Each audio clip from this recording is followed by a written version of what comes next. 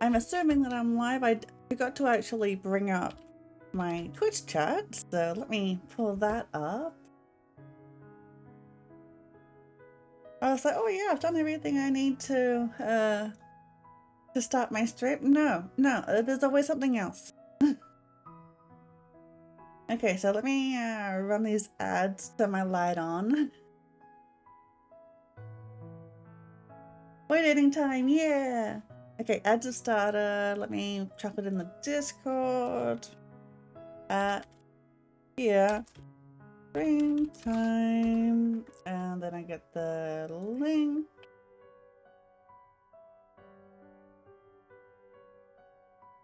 Okay. And now I'm going to turn my light on so my camera can actually see me.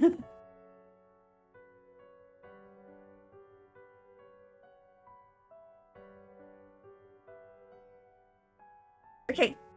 I'm here. I'm here. Did you miss me?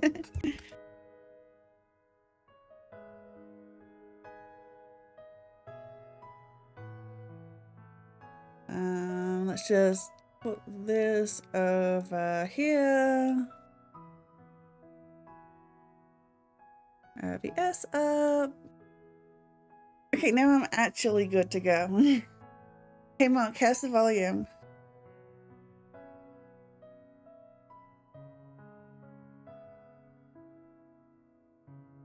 Great, good, thank you. Alright, now we just breathe, bask in the boys. Make sure you have water since you can't be talking. Yes, I've got my water bottle on my left and I've got my energy drink on my right. I am good.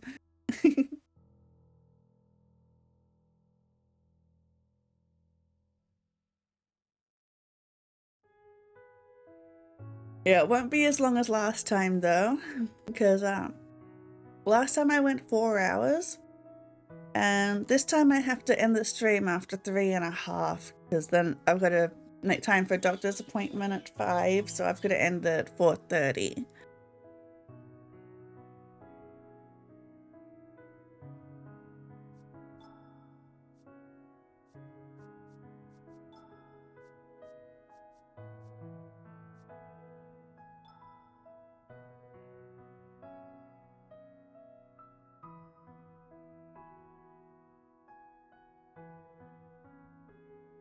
So I'm looking at the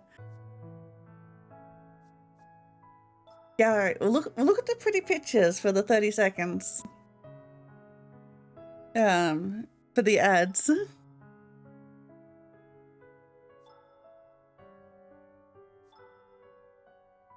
Pretty. Of course they made him glisten.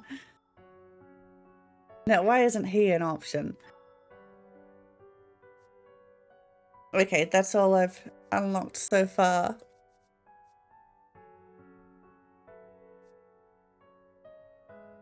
And that's the end of the ad break. So welcome in, everyone. Dinky's first. Dinky beat your mug.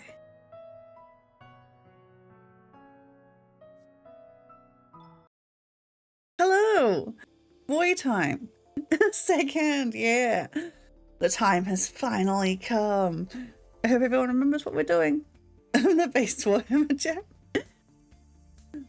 Our first trial is about to start. Let's jump right into it. Trial of Angelus. What challenges are waiting for us there? Doki doki. I feel like we're just jumping straight into it. Like there isn't any downtime here. But not only that, are we all going to the Angelus realm? What kind of trial will we face? Will Val be the first demon to go to heaven?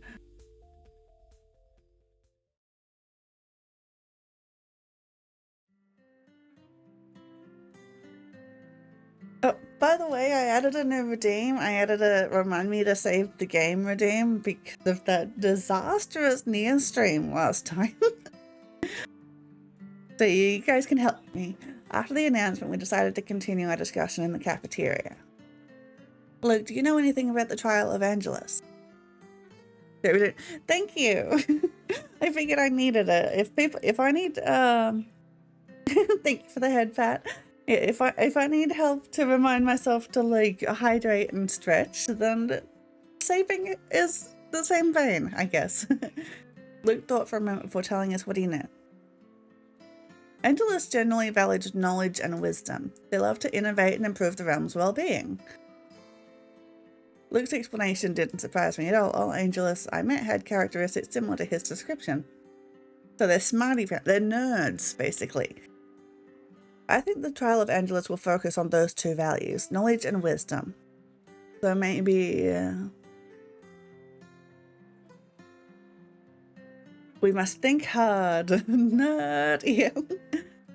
Looks like we have to put our heads together in this exam. Luke nodded. In fact, we might not even use magic at all. I think we should be mindful of our actions during the trial of Angelus.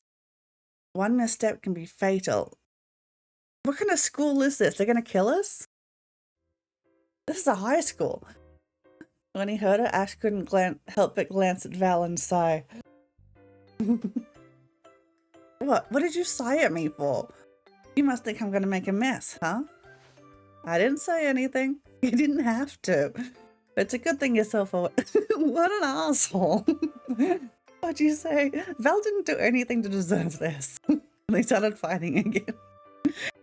Entertaining as usual. Our trial will go smoothly, right? After the discussion, we split up and went to our respective classes.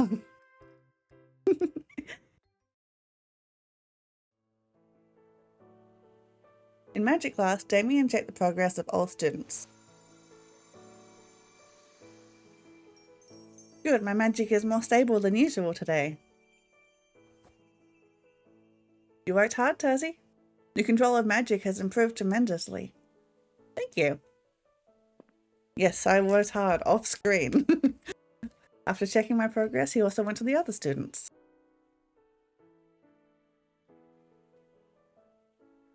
At the end of class, Damien gathered us all. Good job, everyone. You've improved a lot. I think it's time for the next step. I want you to start looking for magic weapons. Ooh, what's going to be my magic? Wait, I already know what the magic weapon is. It's on the title screen. It's going to be a spear. The students started whispering to each other when they heard the new instructions. After all the students calmed down, Damien continued again. Weapons are useful for storing lots of magic. By using weapons, your strength can be doubled, even tripled. For the next class, I want you to bring a weapon that suits you. There are several shops you can visit in town. I'll be sending the list to your bunnies. We have to buy our own magic weapons. Well, I suppose we do have to buy textbooks and stuff for school. What happens if you're poor, though? Like, is there a welfare system here? Wait, if you're poor, you probably wouldn't be going to this prestigious private school, I guess. After class, everyone left immediately. Some of them seemed eager to find new weapons. So was I. What kind of weapon would suit me? I immediately took out my cell phone and Code Noir. She keeps... It bothers me a lot more than it should that the battery doesn't change whenever I bring it up. It's always like just a little bit over half full. It's like at least charge your battery. Cassie, can I help you? Damien said he sent you a list of weapon shops. I want to see that list. Yes, I got it. Wait a sec. Noah showed me a map of the city. He had marked Damien's list of recommended shops. This many? Which one should I visit first? I was overwhelmed by the number of shops. Shopping spree. If you're unsure, just ask your friend. We'll go to all of them. Make a day of it. I'm sure they'll be able to help you, Tassie. You're right. I'd like to chat with Maya. Got it. Maya, are you free this weekend? Oh, is that how I type? Yes. There's a snake, apparently. My part-time's cancelled anyway, lol. What you want to do? Can you help me find a weapon? I don't know where to start. Too many weapon shops in town. Let's go. Me need some weapon too. Oh my god, they really went all in with the text speak. Thanks, Maya. Thankfully, Maya agreed to accompany me. We decided to go visit the shops this weekend. Are we going to find a super special, unique, for only us weapon? Probably. The weekend arrived. With enthusiasm, Maya and I began exploring the town. She led me to the biggest weapon shop around. Oh, that's not where we're going to get it. We need to find a back alley, a dusty, mysterious shop. I heard this one is the most famous. Let's go in.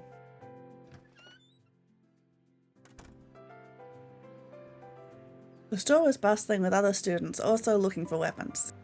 A variety of weapons were available here, from knives to arrows to broadswords. Just give all the students a knife.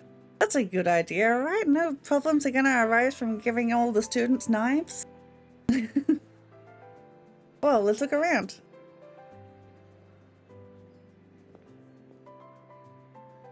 Maya pulled me to one of the quieter corners of the shop. While she was busy choosing, I also browsed the items on display. Knife! No! I'd like to try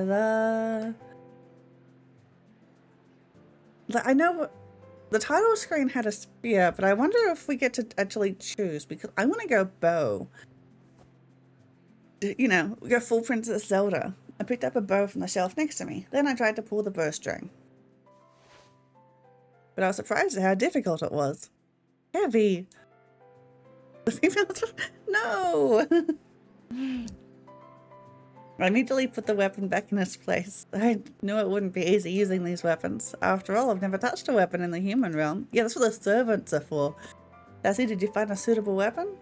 Not yet. I'm having a hard time using the weapons here. What about you? Maya showed me a wand. I fell in love with this wand immediately. See, that's how wizards do it. Since I'm good at healing magic, this kind of weapon will suit me. Maya had made up her mind about her choice. Oh, she's a healer. Should I try picking a wand too? They should be pretty easy to use. But after looking at all the other available wands, I still had my doubts. I felt that something was missing. Don't force yourself to choose anything here. We can try another shop, Darcy. Yeah, there's so many. You're right. I'll try to look elsewhere first. You never get something in the first shop. Even if you like something in the first shop, you got to try the other shops first and then come back to make sure that it's the right choice. Haven't they been shopping in the mall before? After Maya bought her wand, we went out to explore other shops. However, after just a few steps, I saw someone I didn't want to see. Ah, this guy. Maya? Seraph was out for a walk with a few other students. Seraph. I hope he behaves in front of Maya. They're pact members. I mean, not pact members. Well, they do have a pact. They're team members. They should be buddies at this point. It's been 3 months. Oh, Seraph? I never thought we'd meet here. Ah, Tazzy, this is Seraph, my teammate. I never told Maya what happened between Seraph and me, so it was only natural that Maya thought we had never met before. I could only awkwardly introduce myself. You could just say we've met. It's fine. Hello, I'm Tazzy. With his fake smile, Seraph replied, I am Seraph. What are you two doing? I'm looking for a weapon with Tazzy. For the magic class assignment, right? Did you get one? To my surprise, Seraph treated Maya very kindly. Yeah, you expect him to be a dick to everyone? Yeah, he's kind of racist, but like, he can be civil, I guess. Yes, I just bought a wand, but Tazzy still hasn't found a suitable weapon yet. That's so. Seraph glanced at me with a meaningful smile. He hates his damn humans. No, he hates demons. Maya, can you help our friend use a weapon too? Why me? She's looking for a wand. That's not meaningful, that's exactly. I think you can help her more than me. But I'm still with Tazzy. Seraph's expression soured with disappointment. So you don't want to help her? Since I don't use a wand, I'm afraid I won't be able to choose the best weapon for her. Besides, she's our teammate. It's not that I don't want to help, Maya started to panic. She didn't know what to do. What a jerk! He's trying to make Maya feel guilty and leave me. Get my emotions in check and then patted Maya on the shoulder. Maya? Don't worry about me. It's alright. If you leave, then one of the boys will come and rescue me, because that's how this game works. Maya looked at me with hesitation. I smiled firmly to reassure her. Don't worry. Okay, I'll be right back. Maya immediately invited her friends into the shop. I was left all alone with Seraph. Oh no, he's gonna swirly me. Seraph smiled smugly as he looked at me. As I thought, demon descendants are not very smart. You couldn't even choose a weapon. We went in one shop. It's less smart to pick something in the first shop. Two-faced brat.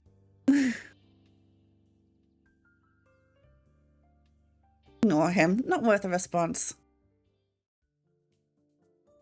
There was no point in being provoked by Seraph, so I decided to ignore him. At a loss for words, huh? Is someone talking to me? Must be why magic should kill him with hammers. Good plan. Let's do that. However, Seraph didn't give up and get trying to irritate me. It sucked, but it was part of Seraph's trap. Stop it, Seraph. You think I'm stupid? You're trying to push my buttons to make me look bad in front of Maya, right? I hate to mention it, but your trick is so outdated. Seraph was annoyed that he couldn't get a rise out of me. At that moment, someone clapped, and everyone clapped. Luke walked up to us with a smile on his face. I'm glad to see you two getting along like this. Luke? At first I wanted to interrupt you, but it looks like you can handle Seraph on your own, Tazzy. I smiled back at Luke. I learned from the best. Tumblr victory. Yeah, everyone clapped. This time just Luke clapped, though. In the middle of our conversation, Maya and her friends returned with a weapon in hand. Luke, how long have you been here? I just arrived. What are you guys doing? Ah, we're looking for a weapon, but Tassie couldn't find one. Tassie, let's try looking around. Maya, let's go. Seraph still looked annoyed when he interrupted Maya. We need to get ready for the trial of Angelus. Huh? But I can't just leave Tassie. It's okay, I have a boy to rescue me now. That's how this game goes. I get into a small crisis and then boys rescue me. It's how it goes. That moment, Sarah smiled cunningly. Relax. Tassie is teamed up with the Angelus of Prophecy, Luke. Ooh, backstory. Surely he will help Tassie. Isn't that right, Luke? The Angelus of Prophecy? What is he talking about? In an instant, the atmosphere between us changed drastically. Luke is the Angelus of Prophecy? Maya and her friends were speechless.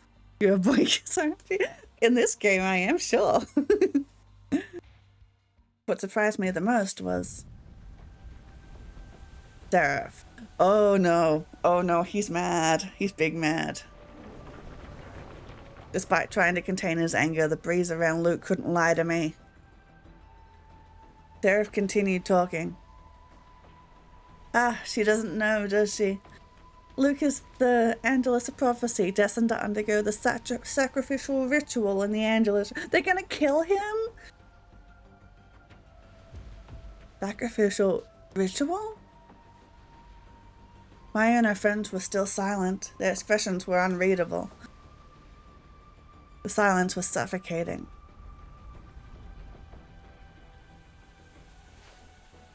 Our identity doesn't matter here. You better not forget that, Seraph. Finally, Luke broke the silence. I could feel the threat in his voice. Anger was clearly visible on his face. Oh, he's not such a soft boy after all. He's got edges. Sorry, I guess I said too much, huh? I think we'd better go. Seraph urged his friends to leave. Maya was still hesitant at first. She glanced at me, not sure what to do, but I convinced her to leave Luke and me alone. Yeah, I need some tragic backstory. What a comically evil joke. Yeah, true. Finally, she reluctantly followed Seraph. Luke's hands were still shaking from trying to hold back his emotions. Meanwhile, I was still trying to process what had just happened. Luke, are you alright? Luke didn't answer me right away. He took a deep breath. After a few seconds, he smiled again as he answered me. Sorry for making things uncomfortable. I'm fine. I wasn't sure what to do. Carefully, I arranged my words. Luke,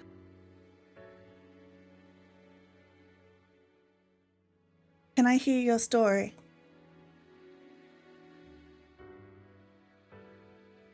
Sarah said you're the Angelus of Prophecy for the sacrificial ritual. Does that mean... I took a deep breath before continuing my sentence. One day you will be sacrificed? Hearing the question, Luke only smiled back. But that already answered my question. My guess was correct. They're gonna kill him? Luke will be sacrificed at the sacrificial ritual in the Angelus realm one day. How can the Angelus realm be so cruel? Why do you have to be sacrificed? Luke shook his head and gently patted my shoulder. Worry not, Tazzy. I won't resign myself to fate and give up. Yeah, I'm gonna leave. At that moment, Luke's eyes flashed with confidence. I could feel the conviction in his smile. No one can determine my destiny but myself. In that second, I saw another side of Luke. Despite facing death, he was smiling. Most people would have lost hope in fate if they were in Luke's shoes. But Luke refused to give up. I want to support him as much as I can. I grabbed Luke's hands. Luke.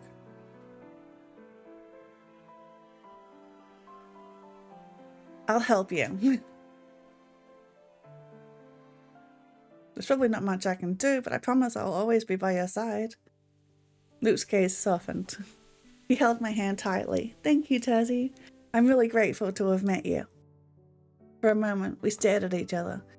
Even though neither of us said anything, the air was filled with a comfortable warmth. Luke then began to change the subject. Get my weapon. I'm here for a reason. By the way, I heard you're looking for a weapon? How was it? Do you know what weapon you want? About that. I told Luke what happened today. I'm not trained enough to use weapons like swords or spears, that's why I'm still unsure. I see. But did you know, weapons for magic don't need to be sharp like swords. Many other things can be used as magic weapons too. The important thing is that you can put your magic into it and use it to good use. Luke's explanation made me rethink from a new perspective. We'll take a look around here again. There are still a lot of shops you haven't visited, right? Okay, let's go around together. Shopping time! After visiting several shops, we still haven't found the right weapon. That was when the antique shop down the street caught my attention. See, I told you, gotta be an old dusty shop. The items in the glass display case were so beautiful. What caught my eyes the most was a folding fan. Ooh, folding fans can be my weapon? Fan weapon? The elegant shape and small size made me unable to take my eyes off, as if the fan was calling out to me. And I have wind powers. It's gotta be the fan. Yeah, that's fitting. Are you interested in that fan? Without hesitation, I nodded. My eyes are still glued to the fan. Looking at it reminds me of my days as a noble. Oh, it's so fancy. Do you think fans can be used as magic weapons? Sure, like I said, anything can be a weapon. At that moment, I made up my own mind. I want to use this fan as a weapon. Luke's expression immediately brightened when he saw my confident face. Congratulations, Tazzy, you finally found your weapon of choice. A fan! After that, Luke accompanied me to buy the fan I wanted. An antique bejeweled fan, how fancy. After getting my weapon, we both decided to rest at the park. I'm a bit thirsty after walking all day. Tazzy, would you like me to buy you a drink? Yes, thank you, Luke. While waiting for Luke, I sat on the nearest bench. I took out the fan I just bought. No matter how many times I look at it, it's still beautiful. I wonder, how do I use this as a magic weapon? Out of curiosity, I tried to flow my magic into the fan. But nothing happened. No, actually, I don't know how to use this fan as a magic weapon. I was confused. What should I do? Are you trying out your new weapon? I didn't know how Luke had been behind me. Yes, but it's not working. Luke stared at me for a while before finally asking a question. May I know why you chose this fan? I pondered for a moment while staring at the fan in my hand. It's pretty, because fans are my weapon in the human realm. As a noble, I often had to defend myself against the sharp words of other nobles.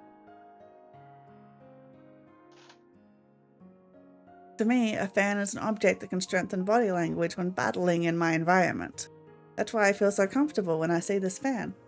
Just by holding it, I feel more confident. Okay, that makes sense. It hides her face.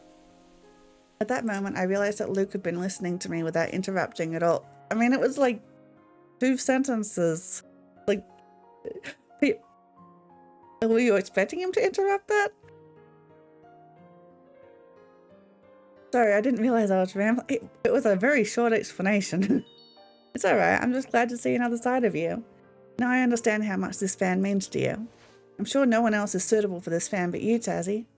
How about I teach you how to turn it into the strongest weapon? Luke. Please teach me. I want to know. Please teach me, Luke. My pleasure. Before teaching me, Luke glanced around like he was looking for something. He then picked up a tree branch lying on the ground. What are you going to do with that branch? This should serve as a good example for you. I'll use this branch as my magic weapon. I was shocked to hear Luke using a tree branch as a magic weapon. You seem very confused. Let me show you. For a moment, Luke focused his mind. A green magic aura was enveloping the branch.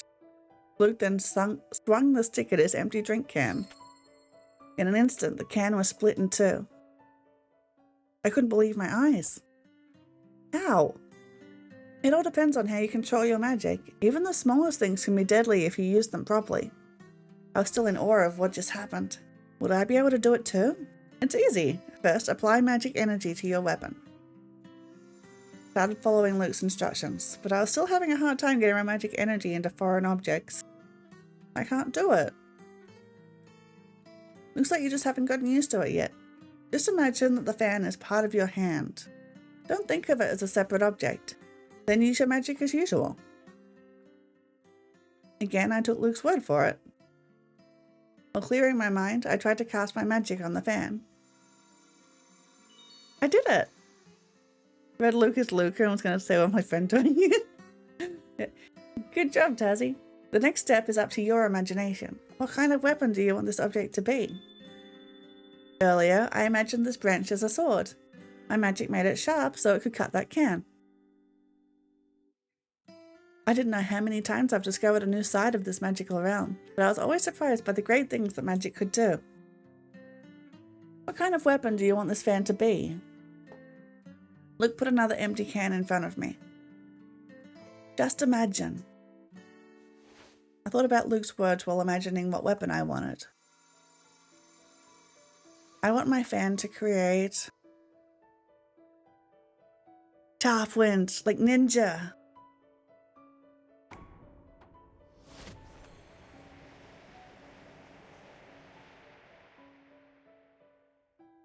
Just full shuriken Rasengan. When I swung my fan, a layer of sharp wind came out. The sharp wind then cut through the can of drink Luke had placed.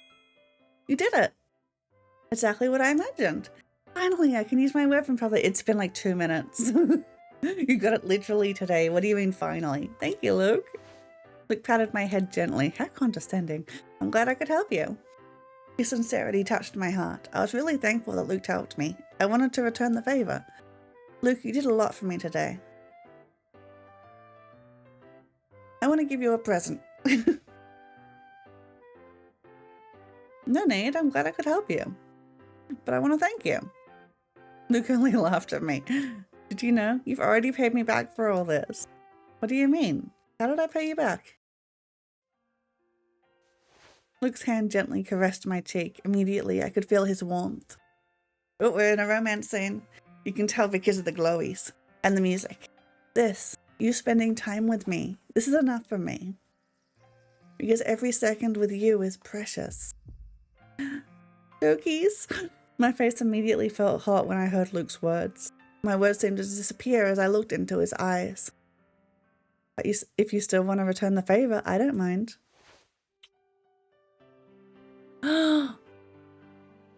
Kissy noises! A second later, the distance between us was erased. Without warning, Luke's lips landed on my cheek. His touch was so soft. Our first kiss, guys! My mind went blank at that moment. All I could feel was my beating heart and a very warm kiss of his lips. When his face finally drifted away from mine, Luke looked happy. I got the best payment, so you don't have to feel indebted anymore, does he? All I could do at that point was nod. Tried to hold back the embarrassment. Luke's gaze was still locked on me. Would you like to spend more time with me? I still couldn't control my heartbeat. Looking at his gentle smile, of course I couldn't refuse Luke. But we're going down the wrong path.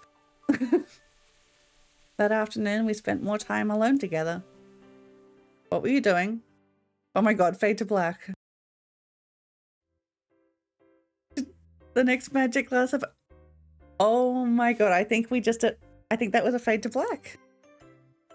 I think we just blinked an angel, guys. In the next magic class, I brought the fan as my weapon. My classmates became curious when they saw it. Cassie, where's your weapon? Could it be that fan? Yes, I heard magic weapons can be in any shape. That's why I chose this fan.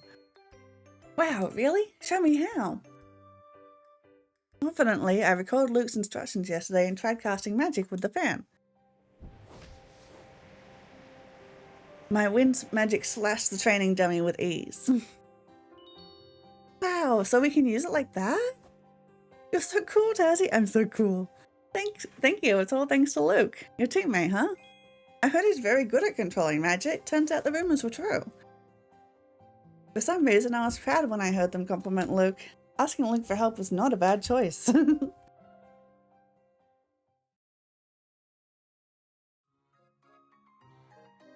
After finishing the magic class, I went straight to the next class. That's how schools work. The trial of Angelus was coming. I needed to prepare, so I decided to take an additional Angelus class. I want to learn at least a little bit about the Angelus realm before the trial. As soon as I entered the classroom, I was greeted by an unexpected sight. I noticed Val sitting by himself in the back of the class. That makes sense. He's gonna have a rough time in the Angelus realm as a demon. Val, what is he doing here? Not only me, the other Angelus students were also confused. He's doing homework. Why would a pure-blood demon take an Angelus class for the same reason you are? Wasting no time, I went straight to Val. Tazzy, are you taking this class too? Yes, I want to learn about Angelus realm before the trial. But you? What are you doing? The same thing you are. Don't worry, I know this is a class for studying the geography of the Angelus realm. I came to learn. How come? I thought as a demon you weren't interested in the Angelus realm by going there. Not to mention Luke will always be with us during the trial. Val didn't answer me right away. He seemed to be thinking of a way to reply. That's... Attention everyone, class is starting soon. Hi, Ms. Lolly. Suddenly, Miss Lolly came in and started the lesson. Let's talk about that later. Val stopped our chat and immediately took Miss Lolly's lecture seriously. For some reason, Val seems quieter than usual. He's studying! Rare to see him pay attention to this kind of lecture so seriously. Moreover, this is an Angelus class. Did something happen to him? Why is she so suspicious? I put away my worries for a while and decided to focus on class.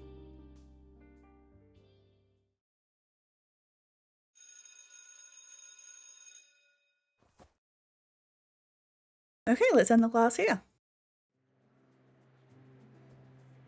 That was quick. As soon as Miss Lolly left, the students also dispersed.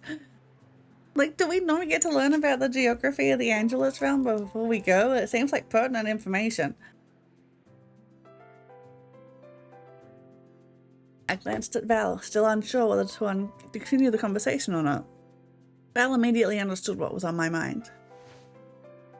Want to accompany me to the academy grounds? I think we can talk more freely there. Hey, Snowy!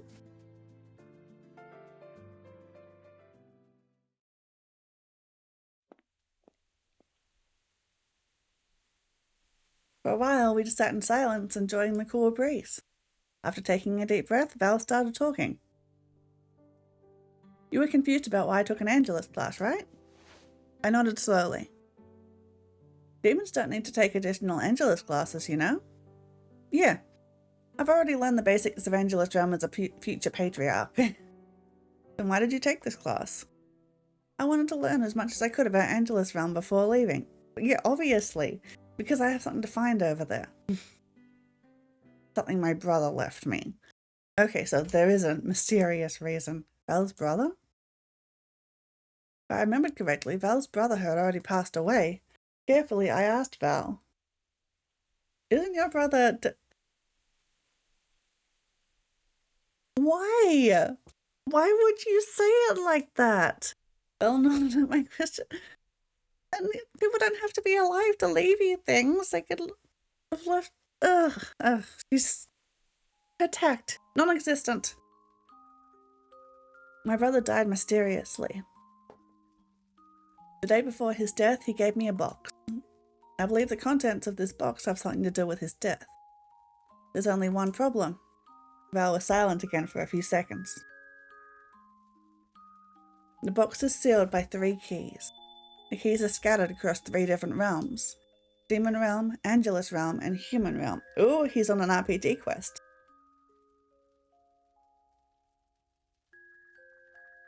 I was trying to process what Val had just told me. So you took an Angelus class to help find your brother's keys? Val nodded again.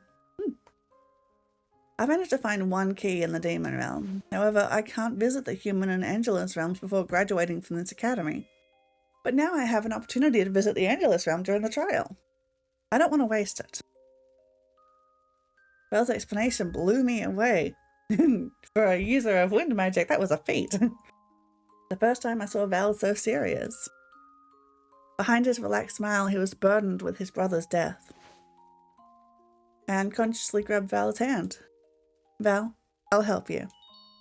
Let's try finding those keys together. Val's face reddened as soon as he felt my touch. How do you find a key in an entire world? I was like, okay, there's a key in the human realm. Like, is that all the clues you got? Like, what country is it in? Is it in, like, Antarctica? Thanks. Even though he avoided my gaze, I could tell that Val was sincere. It's like, it's in the middle of the Amazon. Good luck. I was glad to know another side of Val today. This way I could also help him during the trial of Angelus.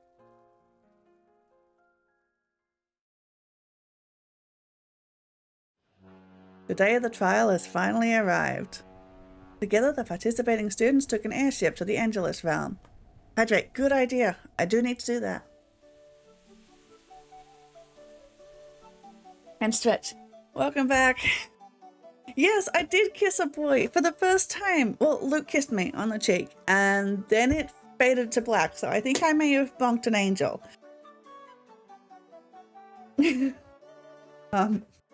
When I arrived at the Angelus realm, a beautiful sight welcomed me. The capital city of Angelus was filled with elegant architectures. Dominated by white, the surrounding cityscape was stunning. A cheek kiss to make someone fade out and faint. I know, right? How scandalous. I bet there was ankle involved. The canals provided a perfect finishing touch to the city's beauty. So, like, Venice? I'm trying to remember what the... Like, this feels like real world inspiration. It's like, we've got the cathedrals, stuff like somewhere near France? But like, the canals? So maybe, like, Italy? I don't know. But it's probably Italy. Yeah, she's literally named Miss Lolly. Yeah. Students of Celestia Academy, gather over here. Miss Lolly gathered us together in the center of the city. Perhaps most of you already know me. My name is Loliana Nushwanson, this year's coordinator and lead supervisor from the trial of Angelus, and I probably butchered her last name. Without further ado, let's start with the brief for today's trial. All students were silent and paid attention to Miss Lolly's briefing. The trial of Angelus will be divided into 2 stages. In the first stage, we will assess your knowledge and logical thinking. Oh yeah, my forte. Whereas in the second stage, we'll judge your wisdom. Miss Lolly snapped her fingers. I can snap my fingers, but I can't make it sharp. It's just kind of a blunt noise. Okay. Hey, I did it! Yeah, I can snap my fingers. Learning how to snap your fingers live on stream. Just then, papers started flying and landed in the hands of each team. Pay attention to the paper I just handed out. The paper contains a riddle that will take you somewhere. I'll show you the double sign. Do you usually, is it like is it literally at the same time or is it consecutively? So is it like that? Like you consecutive. Okay, yeah. I know what you. I know. Yeah. Yeah, I know how to do it. I'm doing it. Now with the ring finger and then the middle finger. Yes, I'm doing that now. I can do it. No, paper contains a riddle that will take you somewhere. Your job for the first stage of the trial is easy. Became funny. Solve the riddle. Oh, that was weirdly dramatic. The atmosphere immediately became lively. Everyone started reading their papers carefully. Okay, you gotta help me solve a riddle. Yeah, I haven't finished my explanation yet. Attention, everyone. After the students quieted down, Ms. Lolly continued her instruction. If you solve this riddle, you will arrive at the second stage of the trial. The teams that fail to complete the first stage of the trial will be immediately eliminated to death. You'll be considered to have failed the trial of angels and sacrificed. Listening to Miss Lolly's explanation, I started to feel tense.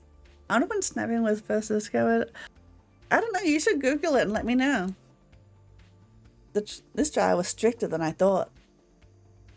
Don't forget, the riddles and entrances for each team are different, though it's useless if you try to follow one another. The time limit for the first stage is 2 hours.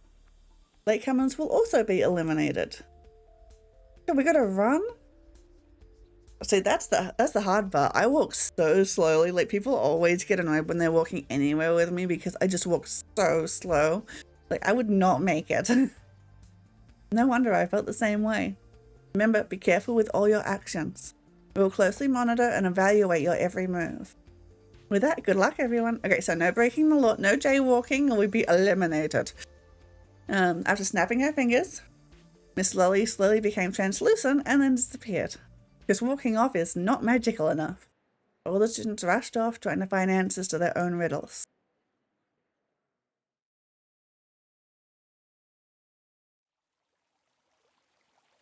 After getting the riddle from Miss Lolly, we were ready to solve it, but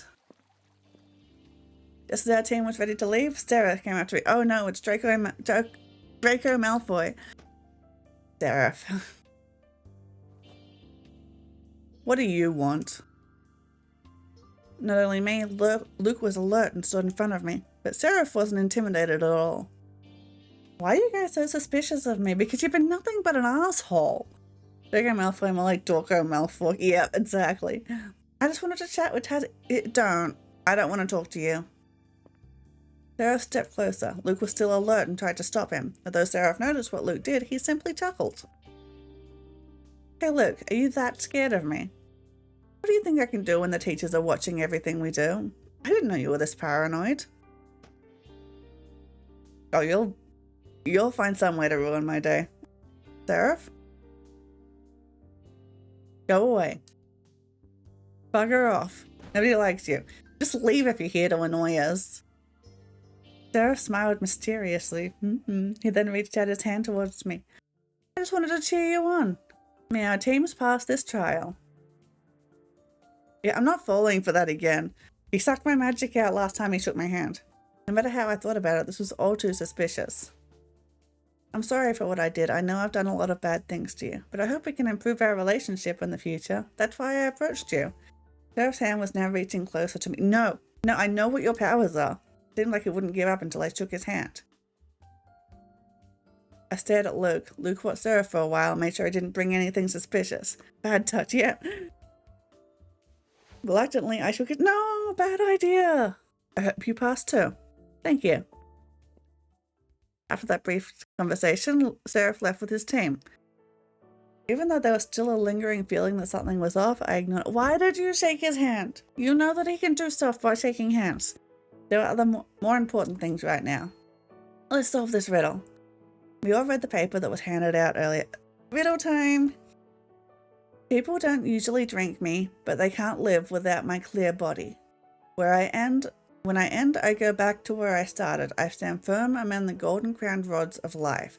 Bring me crowns strung from the canopy of my friend. Then I'll show you the way. I mean, it looks like wind. Like, just from the first line, people don't usually drink me, but they can't live without my clear body. Like, that's air, right? Like, inhaling air?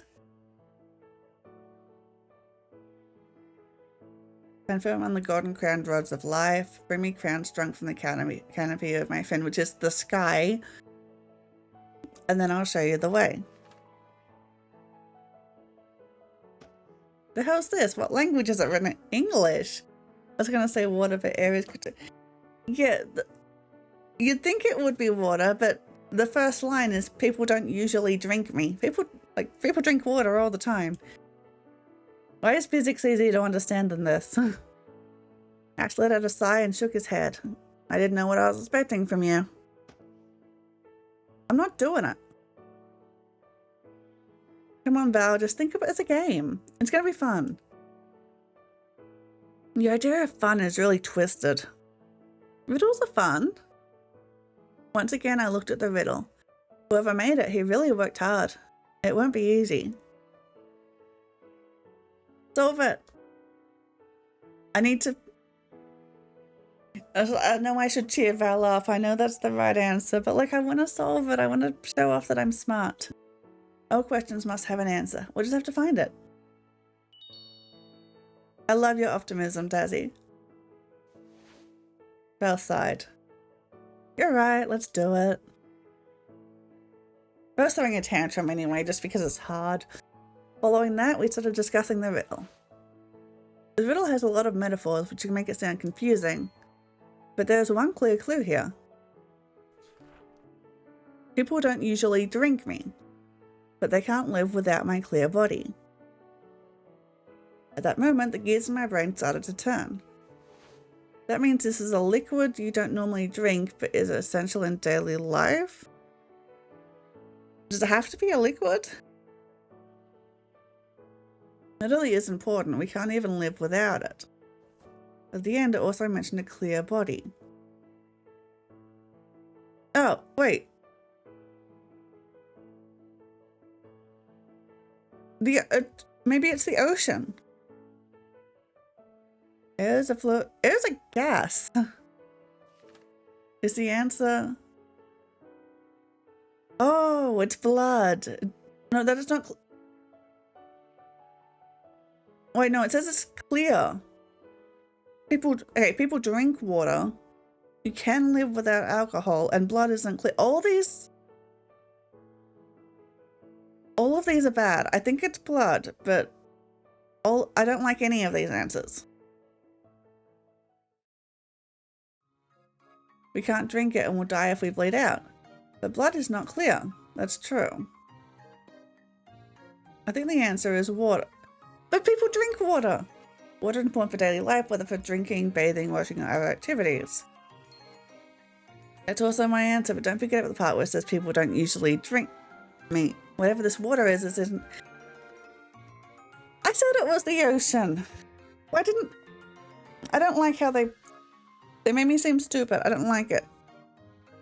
I glanced at the canals around us. Could it be water inside the canal? This question is stupid and these people should explain. I agree. Not wrong, the water is clear and undrinkable. But I don't think this riddle refers to it. Why? When I end, I go back to where I started. The second sentence of this puzzle describes the flow of this water, so it's the ocean. Ash is right. All the canals in the city only flow in one direction, the sea. No waterways flow back to where it came from. So I don't think canal water is the answer. What kind of water flows back to where it came from? Could it be the rainwater cycle? Nobody spoke for a while. So, clouds? Rather than staying here, why don't we try visiting all the water-related places? Maybe we can find something while walking around. Man, I really wanted to show off. I'm smart, I swear. Belle's right. Maybe we'll find the answer along the way.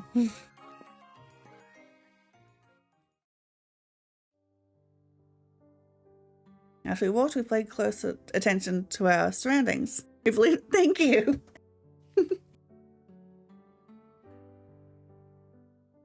I took the shape of a small fountain not far from here. As if finding a glimmer of inspiration, I immediately got the answer to this riddle. I stopped the others. Fountain! When it drains down, the water will come back up again. That's right, I didn't think about that. You did great, Tazzy. They had to give me the answer. I hate this. I smiled faintly, happy that I managed to help my friends. But there are a lot of fountains in the city, right? Which fountain should we go to? Luke read the riddle again. I stand firm among the golden-crowned rods of life. I think the eye here refers to the fountain we're looking for. Which means this fountain is among the golden-crowned rods of life. Golden what rods now? Is there such a thing in the Angelus realm? Not literally. I think the rods of life here refer to trees.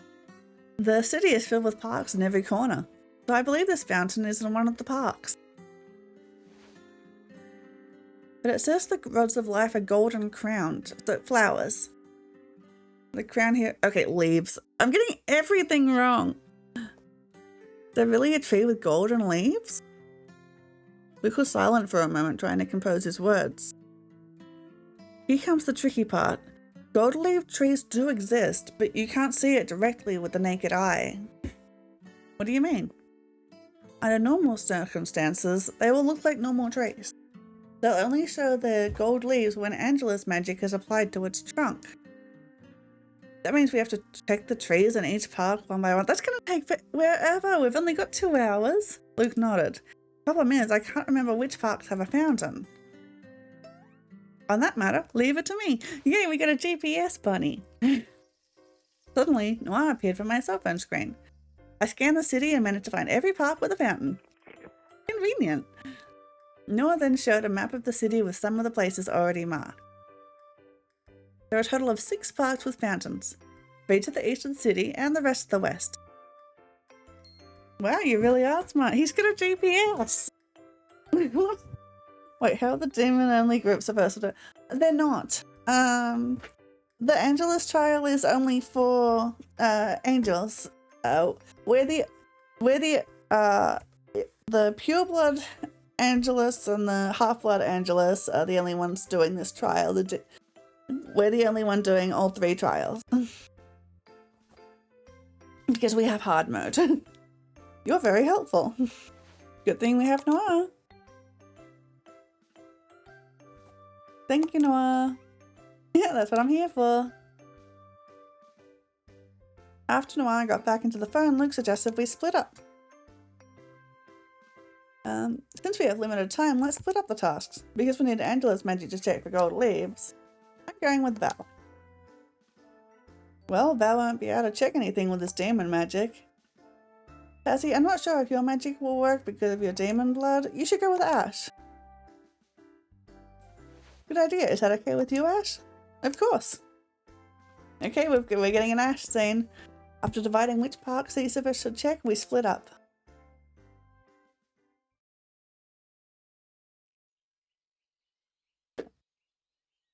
Without wasting time, we immediately checked out the parks. But to no avail. The trees we checked didn't produce gold leaves after being injected with Angelus magic. Injected? That seems a little invasive. We're gonna get Parks and Recs on our ass. Finally, we arrived at the last park on the list. Hopefully we can find a golden tree here. Ash and I stared at each other for a moment. We both walked straight to a nearby tree. Let's check together. Ash nodded and touched the tree trunk in front of us. I put my hand on it too. I closed my eyes while clearing my mind. Why are you checking? I thought that's why Ash was here. At the same time, Ash and I started chanting the same spell.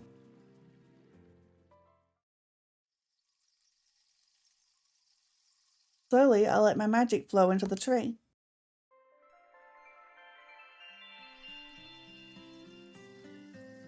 When I finished, the gold shimmer of the tree leaves greeted me. Unconsciously, my lips curved into a smile. So beautiful. I was rooted to the spot, admiring the beauty before my eyes.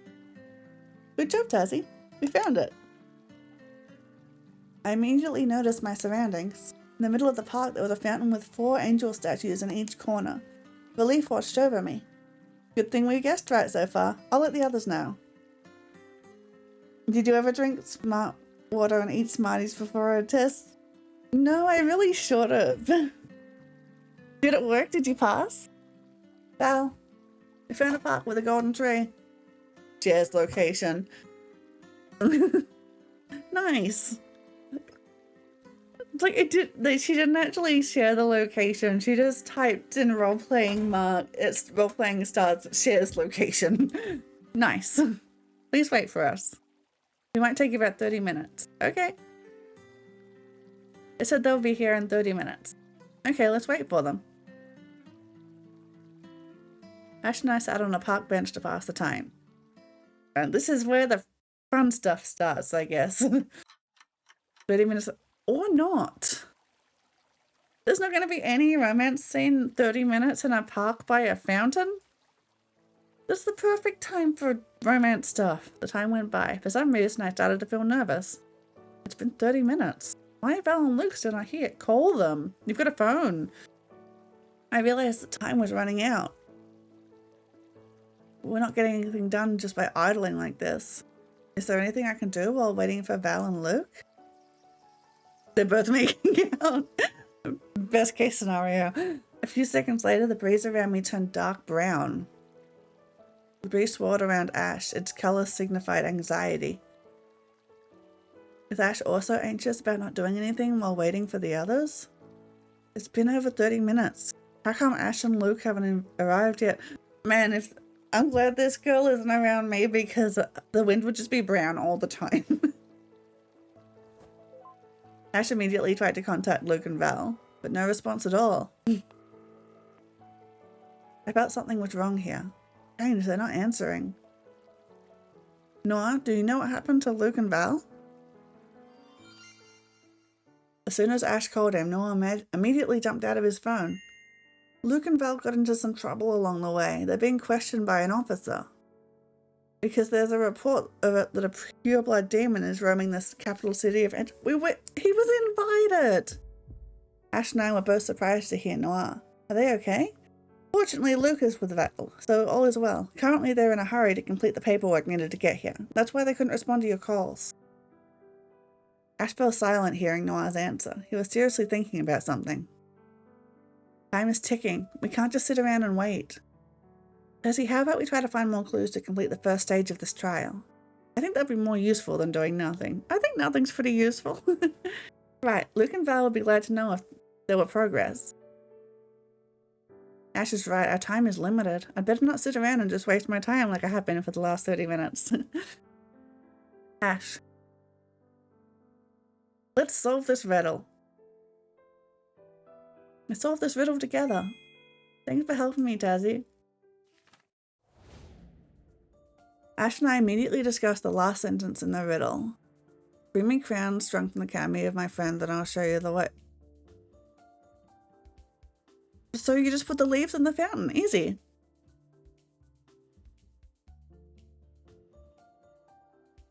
Bring some crowns, huh? Ash glanced at the fountain in the middle of the park. The 4 statues in each corner of the fountain caught our attention. The hands of the statues were raised, their palms open. They seemed like they were asking for something. Okay, leaves. Give them leaves. Looks like we have to bring something to those 4 statues. I think so too, but what should we give them? Crowns from the canopy of my friend. The word canopy seems to refer to the leaves. We both looked at the gold-leaved tree. Does that mean we should give them gold leaves? The word canopy definitely means that we have to use leaves.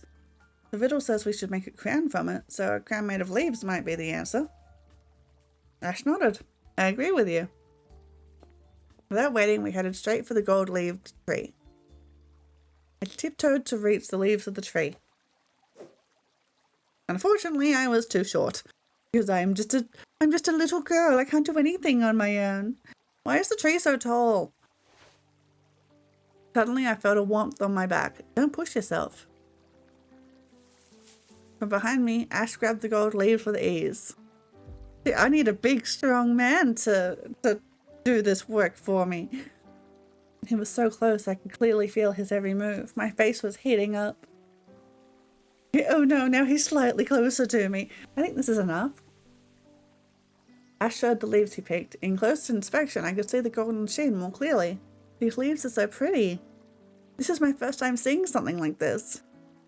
Not only this, many other things in Angela's realm are new to me. I'm really glad I got to experience so many things for the first time today. I mean, we just went to parks. And our friends got arrested. And there's paperwork. My mother used to tell me about her birthplace when I was little. She always boasted of how beautiful the realm is. But when I saw it with my own eyes, its beauty was beyond my expectations. I'm glad you feel the same way as me. Ash's gaze locked onto me. Perhaps it's because I'm experiencing all these new things with you. Ash's gentle smile made my heart beat fast. We got the dokies. I couldn't control my heartbeat anymore. To hide my embarrassment, I started to make crowns from the gold leaves. Let's start making the crowns. Not much time left. You're right. Ash also arranged the leaves with me. To my surprise, Ash's hand moved swiftly. In no time, he managed to make a neat flower crown. Leaf crown. You're really skilled. Your crown is much better than mine. Ash chuckled at my compliment. Thank you. My mum used to teach me when I was little. After saying that, Ash suddenly approached me. He gently put his crown over my head. We do not have time for this flirting. We're going to fail. Or worse, expelled. Then he looked at me with a smile. As expected, this crown looks pretty on you. Really? Thank you. Again, my heart beat faster because of Ash. But it didn't end there. Ash was also playing with my hair. Ooh, scandalous. He slowly moved closer, looking at me deeply. I'm sure the crown for the Queen of Glazier will also fit beautifully on your head. So, if I went with him, I'd be a queen, I guess. It was useless. I couldn't control my feelings anymore. His words sounded so sweet to my ears, like, ooh, power, kingdom. Yes, that's what I want. I couldn't help but stare at his stunning eyes. As if he could read my mind, Ash smiled meaningfully. Oh, this is in 2 days. Wow. Man, we're just playing with all these boys' hearts, aren't we? Without saying anything, he then kissed my hair gently. From this close distance, I could see every beautiful side of Ash's face clearly. I let myself drown in this sweet sensation. After a while, Ash pulled his face away. Getting yourself a pretty boy, Hammy? Hell yeah! Let's collect these boys! Too bad we're running out of time. There are still so many things I want to do with you. Oh, I bet. I'm sorry, we're on school time. We can't fade to black right now. Ash then stood up and held out his hand to me. You have to go back now. Yes, you're right. As soon as I accepted Ash's outstretched hand, he pulled me closer. When we get the chance, let's spend more time together. One simple line from him was enough to make me feel like I was on cloud 9. Hand in hand, we headed back to the fountain. Okay, so we get the promise of bonking this guy later.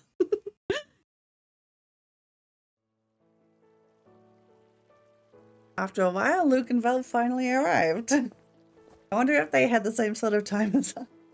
Sorry, we're late. We were stopped by an officer earlier because someone saw a demon like me roaming through the city. Like, didn't they give him paperwork or something? Like, he's here on a school trip. Someone reported it out of concern. Fortunately, the officer was very friendly. However, we still need to take care of things before we go. Thank goodness the both of you are alright. What are you guys doing? Making flower crowns. Belle was surprised to see the 4 gold crowns that I finished for Ash. We're about to solve the last sentence of the riddle. I told them what we did as we waited for them. everything? You're gonna tell them everything you did? in all the gory details? We just need to test whether our guess was right or wrong. Thank you for the hard work, Tazzy, Ash. You guys are on fire. I smiled with satisfaction at their words. We headed straight for the fountain in the middle.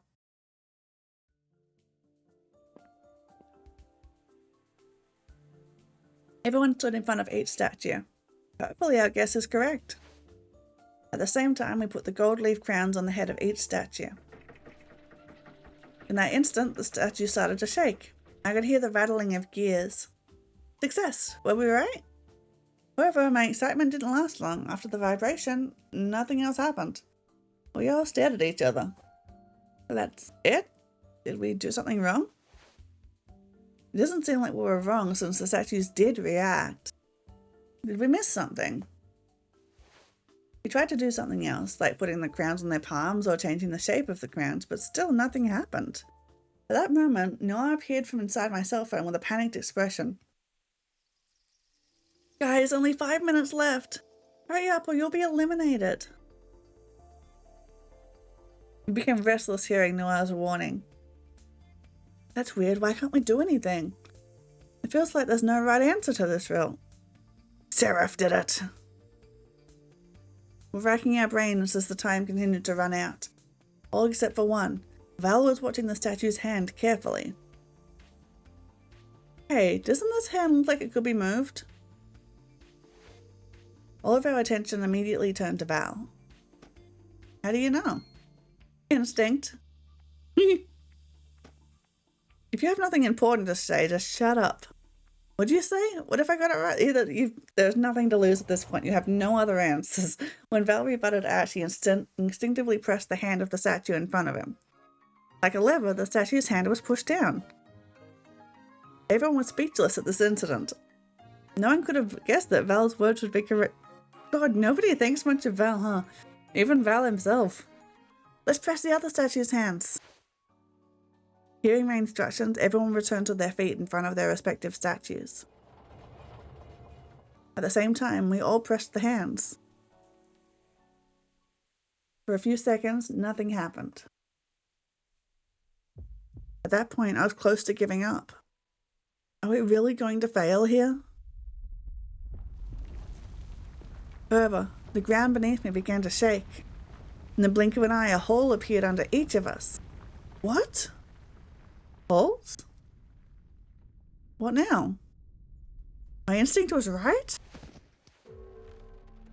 Just as we fell into the mysterious hole, I heard the sound of a bell. Wait, how did they have time to discuss it before falling into the hole? Like, did they, Wile E. Coyote that? Time for the first stage of the trial of Angelus is over. It's a good thing that they didn't have to go anywhere. Like, imagine if they, did the riddle and it's like, okay, now you have... Okay, the riddle leads to the other side of town. Good. Now you gotta sprint. It's like, oh, shit. While falling into darkness, I could only wonder, what exactly happened?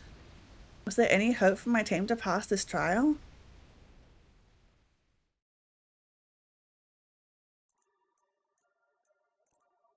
I mean, obviously...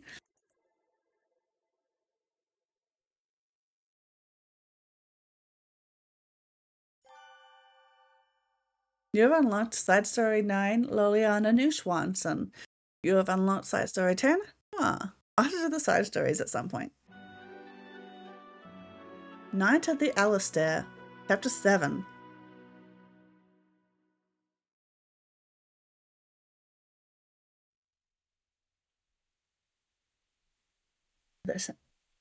And now we do a flashback of something that literally just happened.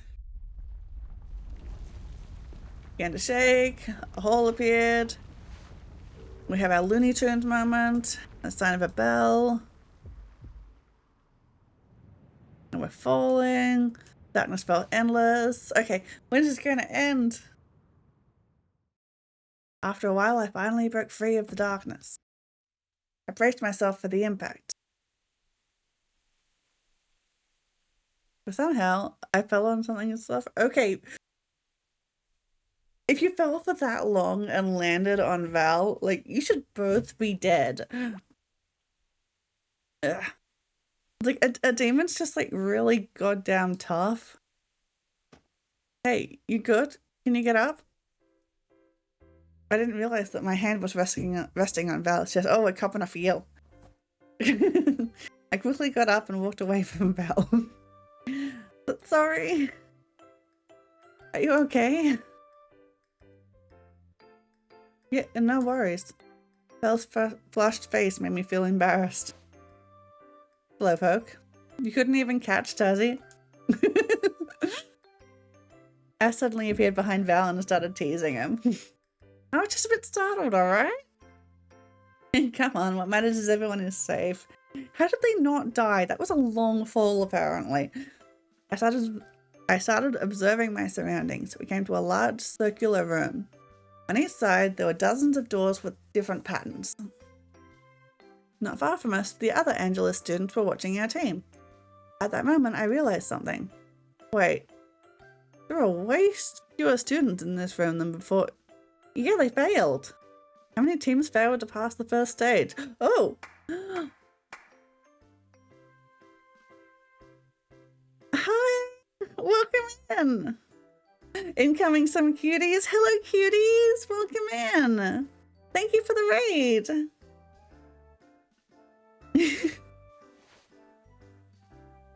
Well done, your team is the last one to complete the first stage of the trial.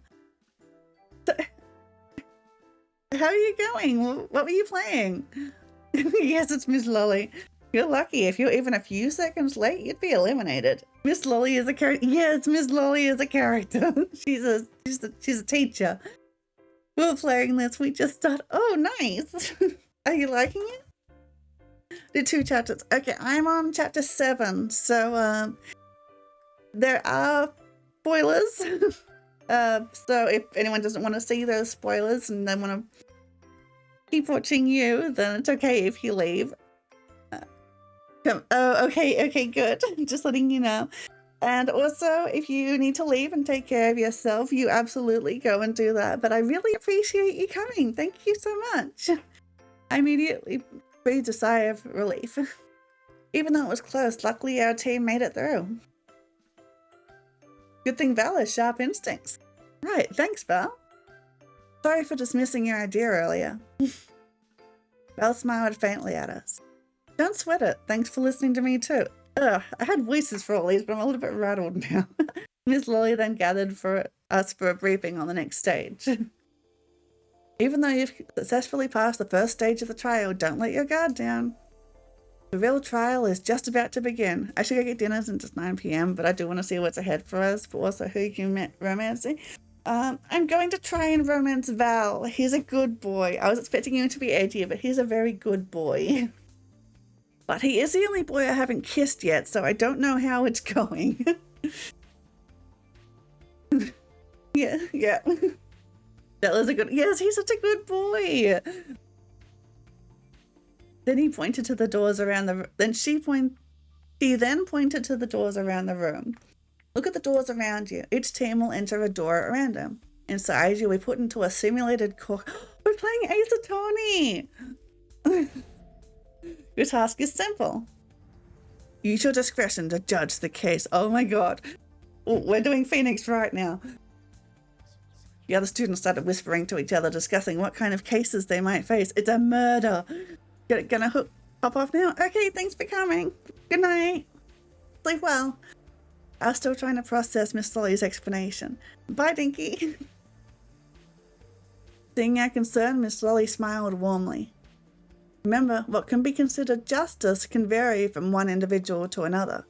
So think carefully before making a decision. Is your own justice the most righteous? After a brief pause, Miss Lolly clapped her hands again. Let's start the trial right away. Good luck, everyone. Do your best. I don't think we're qualified for this. We're in a magic school, not a legal school. Miss Lolly and several other teachers started guiding the teams to enter a door one by one. I could only nervously wait for my group to be called. Next, Luke, Ash, Val, and Tassie. As soon as our names were called, I immediately called the others over to Miss Lolly. She then led us to the nearest door. While casually swinging her finger, she began to cast a spell. Please go in. Good luck. Thanks, I'll need it. Or maybe not. I'm pretty good at Phoenix, right? I glanced at Ash, Val, and Luke. When our eyes met, everyone nodded. Despite not saying anything, I knew we had the same thought. We have to pass this second stage of the trial. Let's go. Serious. Leading the way, I stepped through the mysterious door. Ace Attorney has prepared you for this. Yes, I am prepared. I have been through rigorous training over many years.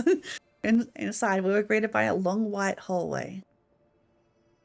Why isn't there anything inside? You might have to go to the end of the hallway. Looks like we have to go for... Yeah, Luke, you got it. Come on. I slowly made my way down the hall, keeping my guard up. I could hear the murmurs of the crowd at the far end of the hallway.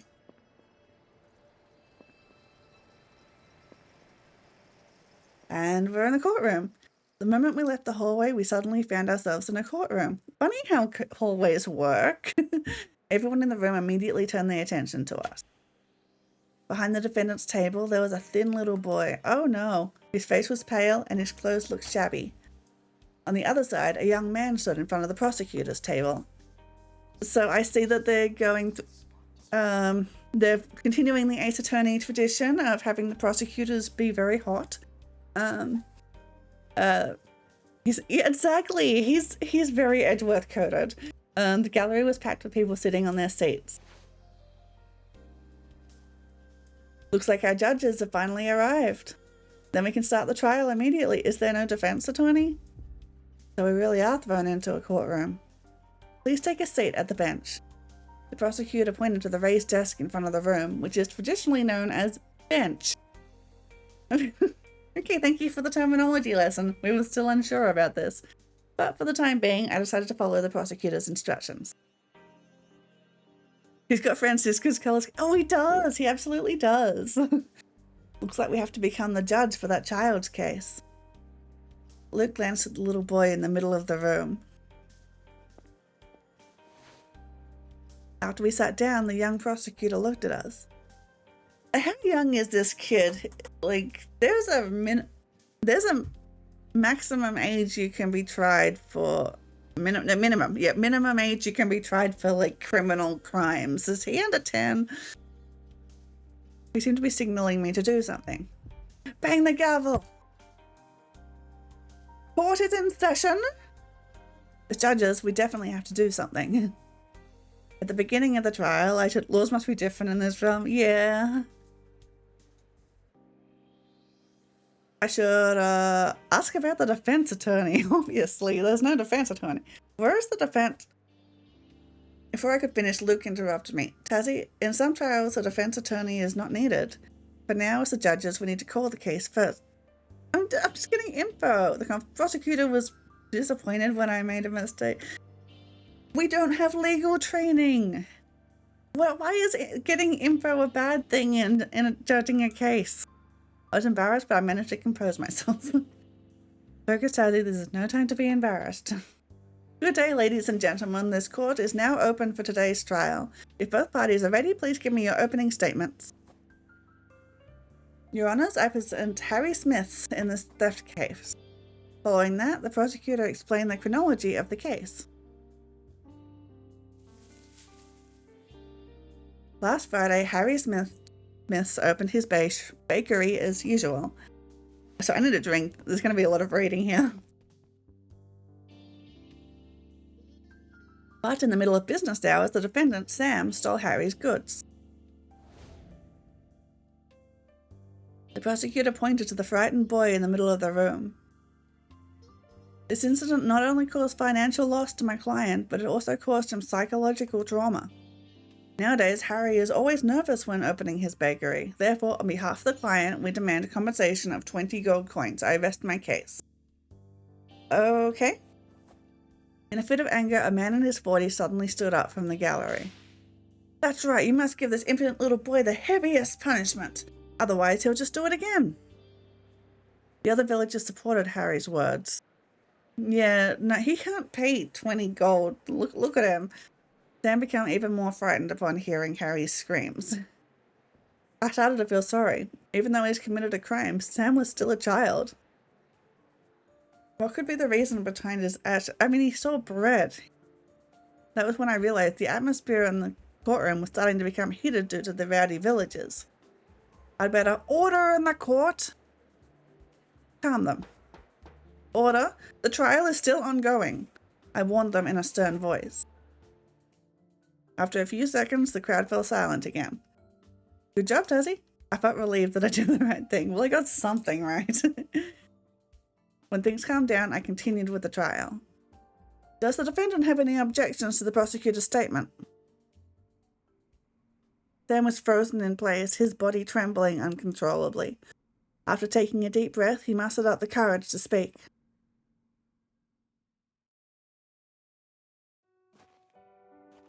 Okay, we get tragic backstory now. I was starving, Your Honor. Where are this kid's phones? He probably does not have any because we're going for maximum tragedy. I haven't had any food in 3 days. Yeah, okay, no, that's... I am not punishing this kid.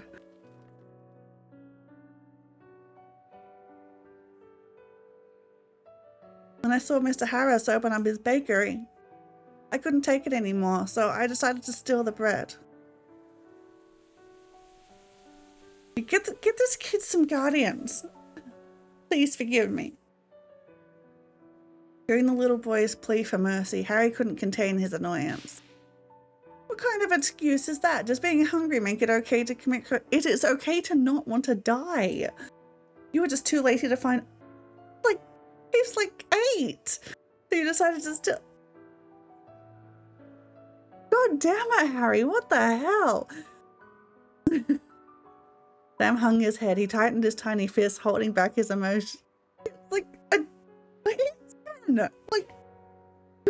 I've been trying to find a job. You shouldn't have to find a job. You're 10. But no matter how hard I ask, no one will give me a chance. How can I make money then, Your Honor? So that is a child. He's just making excuses, Your Honor. The excuse is he's a starving child. If left alone, this child will only grow up to be a vicious criminal. Let's just get this kid some people to look after him. Punish him now. It's like, my sentence is send that kid to an orphanage or something. This is when Harry became the prosecutor. Exactly. Why isn't the prosecutor doing this? Everyone was looking at us. They were waiting for the judge's decision.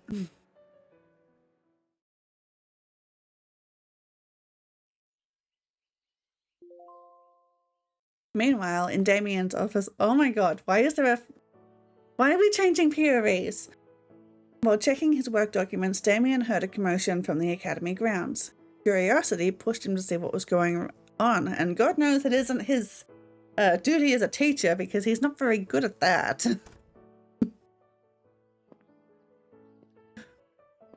Outside, giant transparent screens were hovering throughout the academy. The ongoing Angelus trial was being broadcasted live. That's right, today is the trial of Angelus. Not only that, many people were also watching the live broadcast with their phones. Hey, they're live streaming it. They've got the Twitch stream up on their phones. With excitement, they tried to guess how the trial would end while cheering on their friends. Damien stared at one of the screens. There, Tazzy's serious expression could be seen clearly. Stay strong, Tazzy. You've got this. Damien could only hope for the best for his little sister.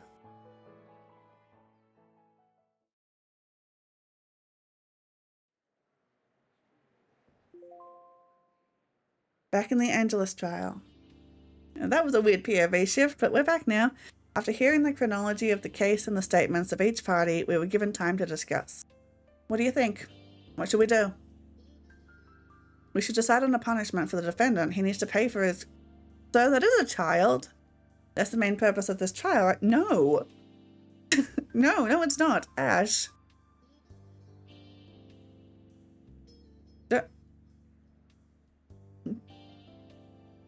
Something feels off. Something feels off here. Let's think about it again before making a decision.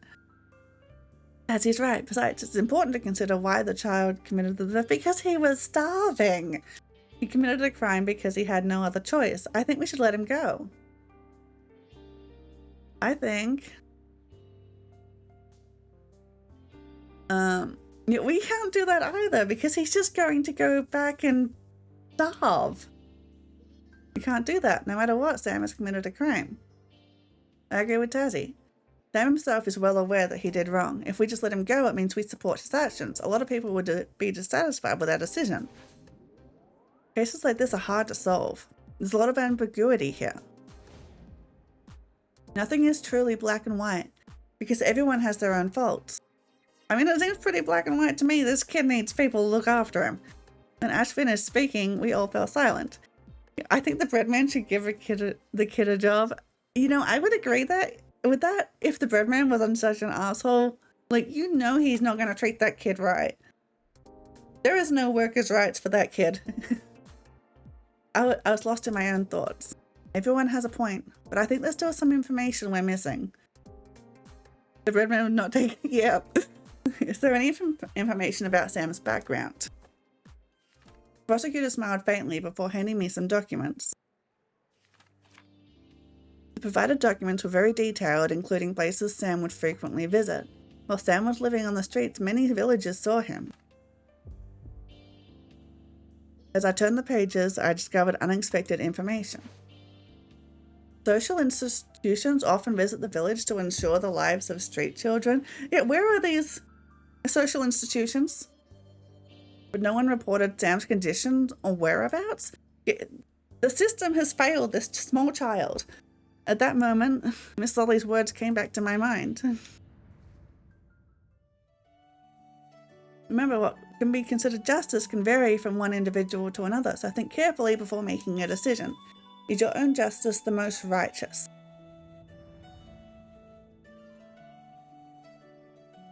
Justice for everyone is different. I'm calling for social reform. That's it. Guys, listen to me. Without waiting any longer, I shared my idea with everyone. But I don't get to know the idea, even though I'm the one making it. I also made sure to show them the documents that the prosecutor had just given me. Ash, Val, and Luke fell silent for a moment after I finished speaking. What do you think? I agree. Let's use your idea. You really considered the situation from all sides. That's a great idea, Tazzy. Yeah, I had a great idea. I mean, whatever my idea is, I'm sure it was amazing. I trust your decision. After getting their approval, I turned to face the rest of the court. The court has reached a decision. The atmosphere in the room suddenly became tense. Everyone was waiting for me to finish what I was saying. I looked at Sam, nervousness apparent on his face. The court finds the defendant guilty. As punishment, he'll have to compensate Harry Smith for the loss he suffered. Helplessness was written all over Sam's face. He seemed to have given up on his fate. Meanwhile, Harry smiled with satisfaction at my decision. This doesn't seem like the good... I was not done. Okay, what's your idea? In addition, the court also finds Harry Smith and the entire village guilty. Sure. Everyone is guilty. In an instant, everyone was shocked. What do you mean? This isn't my trial. Everyone is guilty. Guilty, guilty, guilty. You're guilty. You're guilty. Ma'am, they are not on trial. Harry has sparked a protest that quickly spread to everyone else. Yeah, I don't think that's how trials work, no. But being falsely accused of something left them feeling dissatisfied. The whole room was filled with commotion. You get a guilty verdict. You get a guilty verdict. Order, everyone. In a loud voice, I stopped them. I've gone mad with power. Wait, did I just like pull out a sword? Was that like a shink? Did I threaten the entire courtroom? The sudden shock left them speechless. I fixed my gaze on each person's face, one after another. This decision was not taken arbitrarily, but with some consideration and evidence. Oh, thank you for the follow. Thank you. This case happened because you let a minor live on the streets for so long. He's been trying so hard to find a job, but none of you care about him, right? Oh, thank you. This is justice. It's clear from their expressions that they were getting anxious. Not only that, the evidence suggests that social institutions often visit and ask locals questions to ensure that no minors live on the streets abandoned. The audience faces immediately changed. The anxiety in their faces were becoming more apparent. Like, yeah, you all neglected this small child. Despite frequently seeing Sam in the village, none of you reported his whereabouts to any social institutions. Oh, thank you.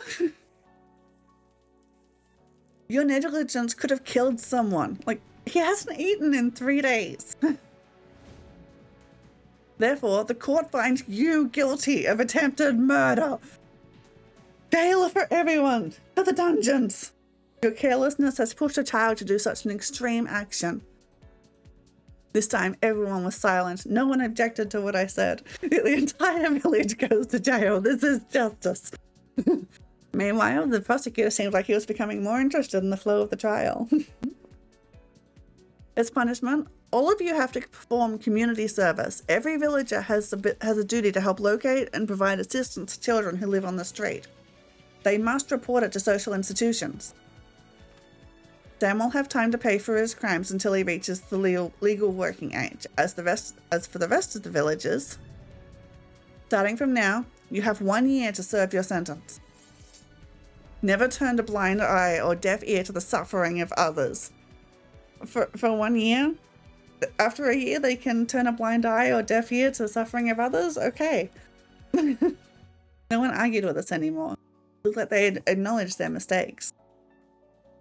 Court is adjourned.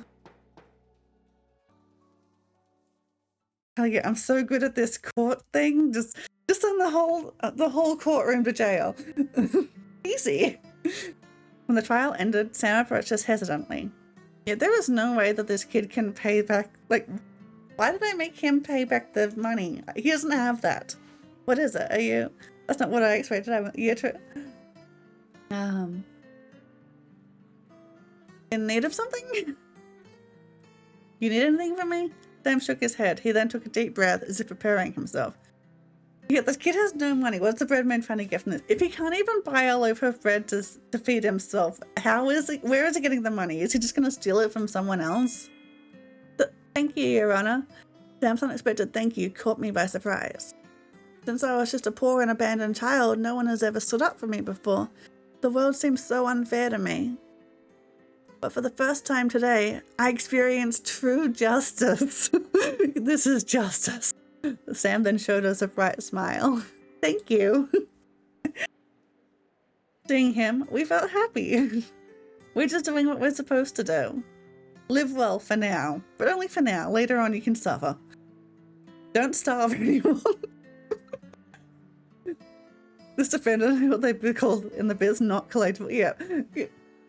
What kind of instruction is that? Like, don't starve anymore. Like, no, I'm going to choose to starve. I hope you never suffer again. Sam nodded and said goodbye to us. He promised not to repeat his actions and live properly from now on. Thankfully, everything went well. I felt relieved to see Sam leave us with a confident smile on his face. Suddenly, we heard applause from behind us. The young prosecutor approached our team with a smile. Congratulations, you have completed the trial of Angelus. Hell yeah, A+.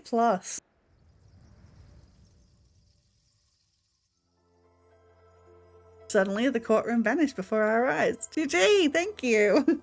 In a split second, our surroundings turned into a white chamber. The prosecutor had also disappeared. Have we been under an illusion spell this whole time? In front of me, a transparent screen appeared. Trial of Angelus is complete. You will be teleported out shortly. Without warning, a magic circle formed under our feet. A bright light filled my vision. Well, that was fun. Let's judge more trials. It's easy. The law is easy. The next thing we knew, we were already outside. Welcome back. The prosecutor was Miss Lawley all along. As soon as we arrived, Miss Lawley welcomed us as if she had been waiting for a while. I really enjoyed your show. That was very entertaining. Thank you, I live to serve. From Miss Lolly's reaction, it looks like we've done a good job. After the trial ended, Ms. Lolly gave us a further briefing. The trial results will be announced 2 days from now. While waiting, all students are free to do anything in the Angelus realm. Ms. Lolly then swung her finger lightly. Suddenly, a key appeared in her hand.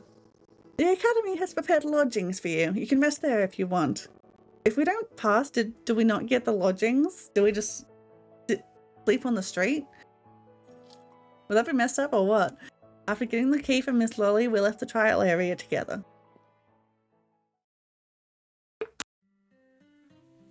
I need some water after that one. Free time, where should we go? How about we do your side quest, Val? Don't stir up trouble and end up getting arrested again. Hey, that wasn't on me, that was people being racist. Before Val and Ash started fighting, someone approached us. You all seem pretty close, huh? Please. Do you have time? I want to talk about something. The cute prosecutor. I should have known that he was important. He actually got artwork. The prosecutor from the trial was now standing in front of us. Greetings, my name is Phi, one of the supervisors of the trial of Angelus. So he's not part of the illusion. I quickly composed myself and answered him. Sure, Mr. Phi. Anything we can help you with? No, I'm just impressed with your decision and solution in court. Is the prosecutor also an option? I sincerely hope so. Thank you. Mr. Phi then gave each of us a meaningful smile. I'm getting a lot of meaningful smiles today. Are you interested in getting extra points? Yes? Extra points? What does that mean? Each team supervisor may give extra points to boost the test score. That seems like not fair.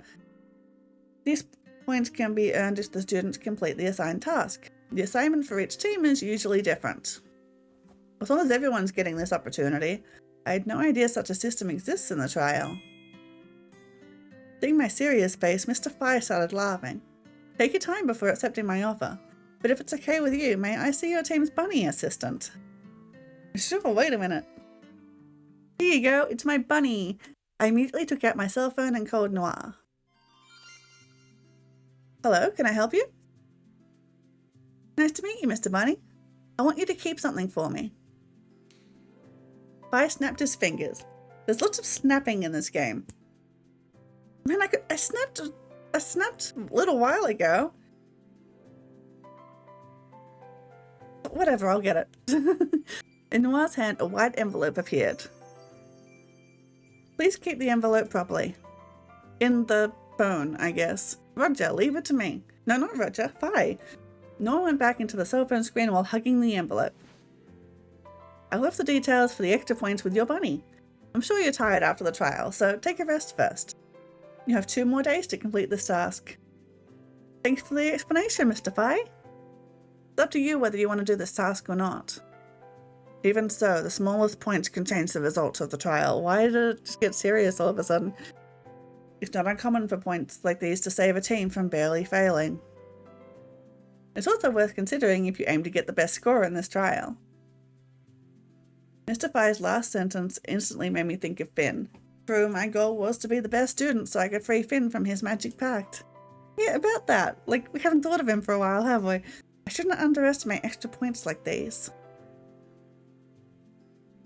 Before leaving, Mr. Phi took one final look at each of us. Although it's not mandatory, I think you'll enjoy doing it. The tasks not only offer extra points, but also hold personal connections for every one of you? That's creepy. Personal to us. What does he mean by that? After saying that, Mr. Phi immediately said goodbye and left. For a moment, there was silence between us. We were all at a loss on what to do. Shall we go to the inn first? The sun's about to set.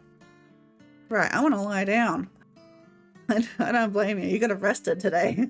But as we were about to leave, Luke stopped us. Instead of staying at an inn, how about we stay at my house? Sleepover! I think it would be more convenient. Your house? I want to go. I want to see your house. I want to visit your house. Ash and Val also seem to agree with me. I want to judge your interior design sense. Then I'll call the people at my house first. There are a few things I need to prepare. You guys don't mind waiting a little bit, do you? Sure, no rush, Luke. Luke opened his phone and left it. He's got a flip phone? Meanwhile, Ash was looking around the area. While waiting for Luke, I'll also be gone for a bit. Where are you going? Somewhere nearby. There's a place that my mother used to go to. I want to try visiting it. Why are you going off alone? We can all go. I immediately understood why Ash wanted to leave. And the look on his face looked like he wanted to go there by him. Okay, we'll give him space. Okay, take care, Ash. Wait, that means we're alone with Val. It's Val romance time. Am I going to get a smooch from Val this time? Ash smiled slightly and nodded. Val and I were the only ones left. Yes! Oh wait, no, Miss Lolly's here too. While we were waiting, I saw Miss Lolly come out of the courtroom. Finally, all teams have finished their trials. Read the room, Miss Lolly. Looked happy that her job was done. When she saw us, Miss Lolly immediately greeted us with a smile. Why are you guys still here? Aren't you going to the inn? We'll be staying at a friend's. We're staying at our friend's house. You know, the mysterious friend and not, you know, the teammate that lives here. I don't know why we're being so secretive. We're waiting for him now. Oh, I'm waiting for my husband too. After this, we're going on a date. Well, I hope you have fun. I haven't seen him for a long time. In the middle of her story, she got a call. Oh, is it my husband? Yeah. As soon as she looked at her phone, she became uneasy. Hello, Headmaster? Can I have... Headmaster, you better not keep this woman away from her husband and children. Every time she's on screen, she talks about how much she wants to see her husband and children. Okay, I understand. Oh my god. Right now? Yeah, she deserves a date with her husband. Okay, I want to derail this campaign and to get this woman a date with her husband. Why do I have a bad feeling about this? Why? Why did that old hag suddenly give me an assignment? Do I have to work overtime again? I just finished supervising the trials. I want to go on a date with my husband. Miss Lily looks really disappointed. I'd be sad too if my date got cancelled because of work. Just don't work for it. just be rich and powerful like me. Miss Lily then looked at me and Val with a sad look. Please don't let me suffer alone. Can you help me, please? Miss Lily doesn't get paid enough for this. She's on a teacher's salary. Of course she doesn't. Yes, I'll help you. Val and I felt even more sorry for Miss Lolly. For a moment, we almost forgot that the person in front of us was a teacher. Is it really okay for students like us to meddle in a teacher's business? And don't worry, the task is simple. Val and I still had doubts. Miss Lolly then tried to convince us. I have a great offer if you guys help me. I'll give you something you need in the trial of Demon later. Oh my god. Why is she sinister suddenly? Something we need in the trial of Demon? What does that mean? Miss Lolly smiled meaningfully. God, there's so many meaningful smiles. Did you know that in the Demon realm, Angelas can't use their magic? You're the only team with Angelas members who have to take the trial of Demon, right? I can help you prepare for your trial. I was surprised to hear this new information. That's right, I forgot about that. How did you forget about that? I think we should help Miss Lolly. This is about Ash and Luke's fate in the trial of Demon later. Yeah, okay, we gotta help our boys. Val's words convinced me that what Miss Lolly said was true. Your task is easy. Can you help me, please? Miss Lolly. Leave it to us. But who would say no? Like, it would definitely be a bad ending if you said no, right? Miss Lolly, leave everything to me. I knew you two were nice kids. Thank you, Tazzy, Val. So what should we do? Catching bunnies. Okay. Catching bunnies? Are you perhaps hungry? Don't, Val, no.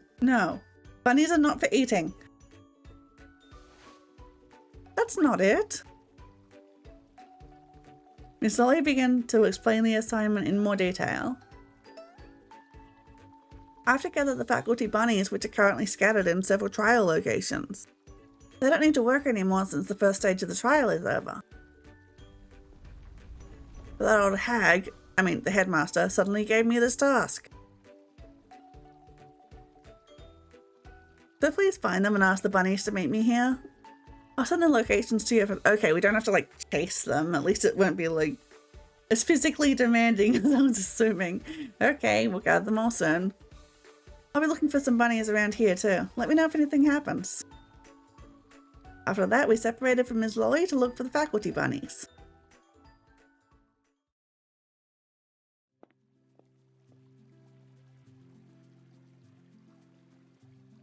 Oh, thank you. Durian Reese. I love how the text-to-speech pronounces some of these words. Thank you. We started approaching each bunny one by one. Hey, bunny. They don't get names or portraits because they're not important. He? Does she even get paid overtime or is she a salary? Who knows? Meow. Hi. Seeing Val, a tall, imposing person, the bunny immediately trembled in fear. Oh, come on, he's a good boy. Val, I think the bunny's startled. Maybe you approached him too suddenly. Oh, you're right. I'm sorry, Mr. Bunny. He's such a good boy. Val bent down to level his gaze with the bunny. I didn't mean to hurt you. Val then took out a piece of candy. Okay, he's had candy this whole time and he hasn't shared. Okay, he's just been knocked down in my opinion of him. I could have been eating candy. You like candy? You want this? Seeing Val's gentle treatment, the bunny finally calmed down. The bunny took Val's candy and started eating it happily. I took this opportunity to ask him. Hey, are you one of the, hello, are you one of the faculty bunnies for the trial evangelists? Val is a soft boy, yes. But he doesn't share his candy, so I don't like him. Miss Lolly has an extra job for you. Can you meet her at the second trial location? The bunny nodded in understanding. Thank you. The bunny then hopped straight to Miss Lolly's location. I glanced at Val, who was putting back the rest of the candy. Oh, no, you don't. You do not put that away. I didn't expect you to carry things like that around. You see, this is my first time in Angela's realm. I don't know what kind of treatment I'll receive here. So I brought some equipment with me that might clear up any misunderstandings. Oh, it's tactical candy.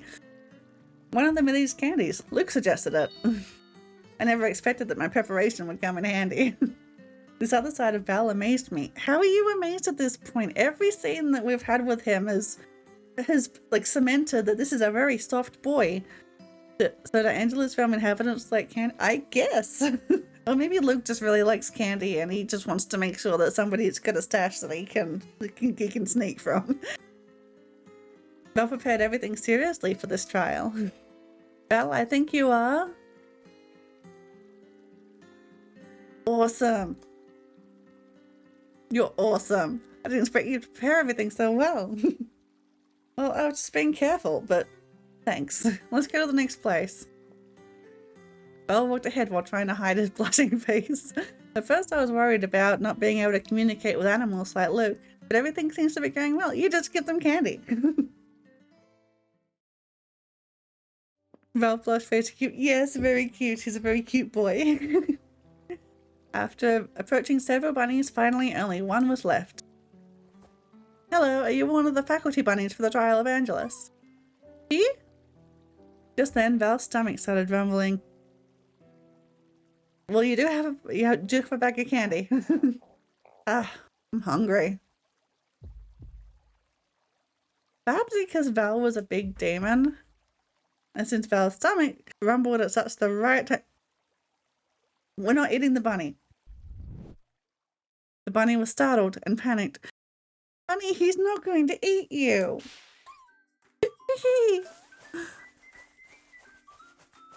Without even giving me a chance to explain, he bolted away as fast as he could. Did demons usually just go around eating staff members? Looks like he was scared that Val might eat him. Val and I quickly rushed after the bunny. Oh, that's not going to clear up any misunderstandings. Wait a minute, Mr. Bunny. Hey, you got it wrong.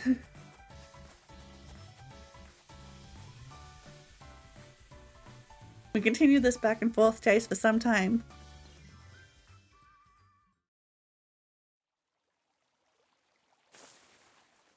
After a while, we caught up with the bunny. Mr. Bunny, please listen to us first. Beep. The bunny was too panicked and kept stepping back. Time for the tactical candy. Unfortunately, he didn't notice the canal behind him. Oh no. Beep. Look out!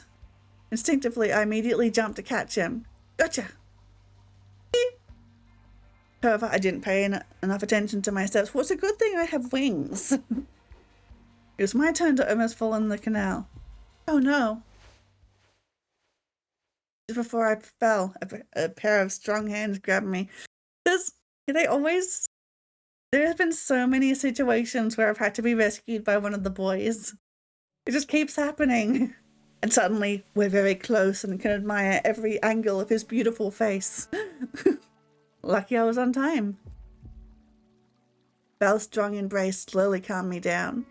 He then pulled me up. When we were safe, I checked the bunny's condition. Mr. Bunny has had a heart attack. It is a tragedy. Are you okay? Yes.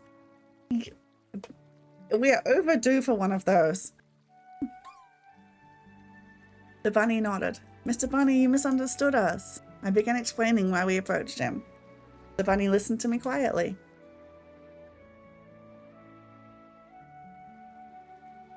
So it's like that. Can you come over to Miss Lily now?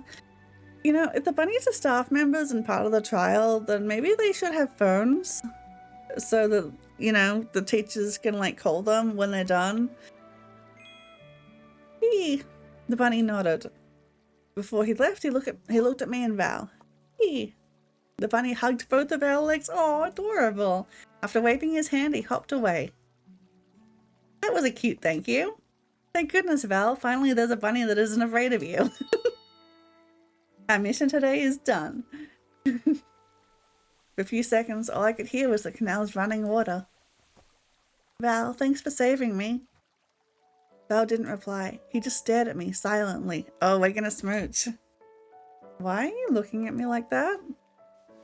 Maybe they haven't engineered phones for bunny hands yet. Well, they need to get on that. That seems like important. Without any words, Val stroked my hip. Is he patting me? The sudden gesture made my heart beat wildly. But, Val? What are you doing? I'm just making sure you're okay. It's like I have wings. I can probably swim. Like, it's fine. I wasn't gonna die. Val slowly lowered his hand. Then he gently caressed my cheek. His touch was gentle and comforting. My cheeks felt hot as if they were on fire. Next time, don't act rashly like that again. You really surprised me. Was I supposed to let the bunny fall into the canal? You need to take care of yourself, Tazzy. His eyes glowed with a sincerity as he stared at me. That was when I realized how much Val was worried about me. Happiness filled every corner of my heart. Okay, I will never act rashly again. Never seems like a big promise. Thanks for worrying about me, Val. I was just doing the right thing. Val's face started to turn red. He tried to hide his embarrassment as he looked away. He's so cute. Yet we're on the same page. That moment, Val immediately tried to change the topic. The panorama in Angela's realm is really beautiful, isn't it? Oh, we were supposed to kiss then. I've kissed both the other boys. It was your turn. Val looked up at the clear blue sky. Is it because of the sun? The sun? Is there no sun in Demon Realm? Val nodded. The Demon Realm has never known daylight.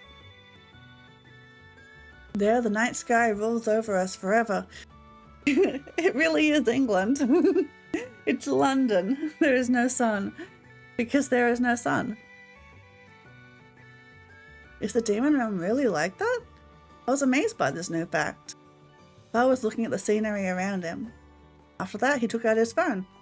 Hey, can I take a photo? Of course. I thought Val wanted to take a panoramic photo of the city.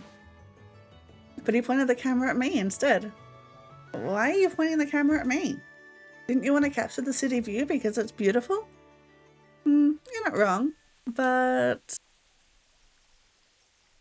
Jeez. I think you are no less beautiful. To me, the scenery is more meaningful when you are in it. His words melted my heart in an instant. I felt like my heart skipped a beat. This man always caught me off guard with his words. So, can I take your picture? Yes, of course. Behind the camera lens, Val's eyes were locked on me. In between those moments of silence, the sun shone beautifully, bringing out the best in Val's face. That was when I understood Val's words earlier. I was mesmerized by the beauty of Val's smile amidst the cityscape. Sure enough, you're really charming. His smile was so gentle it radiated all kinds of emotions. I couldn't escape his gaze. Val's face was slowly getting closer. His hand reached my cheek again. Finally, his touch bewitched me. May I? Okay, he's the only one that's asked for permission. Consent is sexy. Yes, you can. Kiss me, finally. The question made my heart stop for a moment. I felt a blossoming of emotions in my heart. Slowly, I nodded. We gradually closed the distance between us. Mwah! In an instant, Val's lips landed on my cheek. It expressed warmth and sweetness. Heck yeah, consent! I got a kiss on the cheek! My face immediately became hot from embarrassment. So he meant to kiss me on the cheek, huh? Disappointing. Val smiled meaningfully while looking at me. As if knowing what was on my mind, he stretched out his hand. Don't worry, we still have plenty of time. This is just the beginning. My cheeks were burning. Wait. We're staying at Luke's house today, and he's like, we have plenty of time, and it's just the beginning. Are we going to boink in Luke's spare bedroom? Is that what's happening? Not out of embarrassment, because of Val's charming words.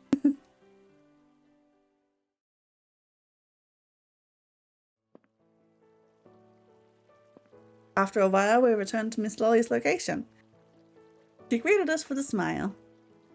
Back already? Hey, the rabbits we approached were already here. Thanks for gathering them. Thanks to you, I didn't have to work too much overtime today. You're welcome. We're happy to help, Miss Lolly. As promised, I'll help you prepare for your trial of demon later. Come to me a few days before the trial. Okay, thank you, Miss Lolly. Miss Lolly then looked at us from head to toe. Oh, what is it, miss? She's like, I know what you two were up to. Just thinking. The last bunny came back a while ago, but why did the two of you only arrive now? Miss Lily smiled meaningfully at us. She's like, I know what you were doing. Young people these days. I remember my youth with my husband.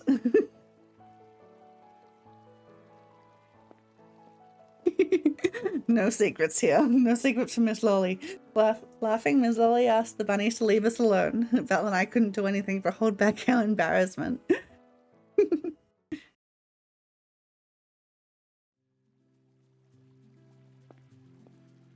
Luke and Ash were finally back after finishing what they had to do. My house is ready. Let's go. I was excited. It was my first time visiting a friend's house. That's kind of sad. A house in another world, no less.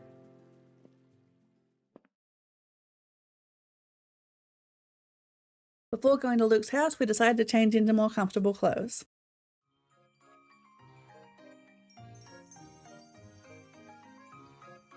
Like, okay, that was a convenient excuse to put us not in our school uniforms, but like, I need to know the logistics of that.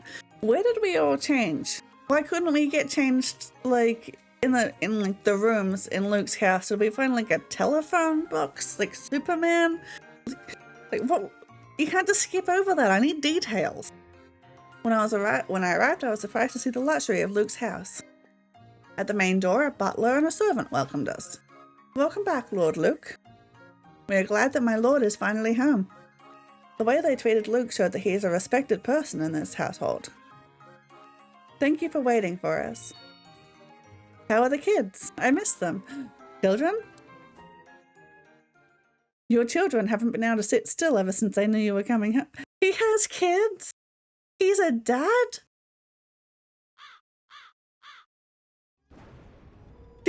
Kids?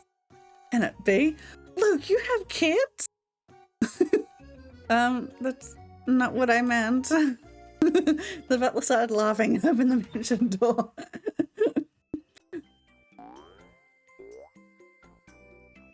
Okay. Just then dozens of white balls burst out. Okay, that could have been phrased better, but like, if these are your kids, who is the mother? No, they were not balls. On closer inspection, they all had adorable eyes and ears. On their forehead, there was a sparkling blue gem. Their tails, which resembled puffy clouds, made them look even more adorable. Pom! Even their voices are cute. Pom, did you behave while I was gone? Pom. I have a dog named Pom. He's a Shih Tzu, and yes, he is named Pom because he's fluffy and white. The furballs got more and more excited and started to surround Luke, jumping up and down cutely. Luke, what are these creatures? They're pom-poms. You could say they're kind of a robotic technology from Angela's. They're robots? Pom-poms are quite handy, from assisting with chores to becoming playmates. Pom. One of the pom-poms approached Val and landed on his head. Hey, what are you doing? Val, who was originally taken back, eventually settled in and became comfortable. Even Val can't resist the cuteness. Probably thanks to the softness of pom-pom fur. Oh, you're pretty soft. The other pom-poms began staring at Val. Pom. The next moment they all jumped towards Val. Stacks on Val. Wait a minute. Soft like Val, yeah. Val was drowning in a sea of pom-poms. We get special art for this? Okay, this is absolutely mandatory content. Amazing. He was helpless against the furball snuggles. Oh my god, it's a snuggle vial with Val.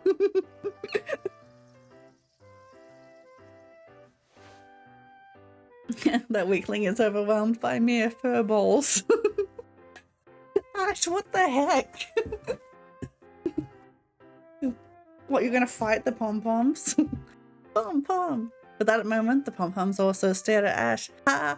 You're gonna get a snuggle pile too. Wait, are you going to? Pom! You're helpless against mere furballs. Okay, why does it pan out from the crotch? Why does it zoom in on the crotch right away? Ash was also drowning in the sea of pom-poms.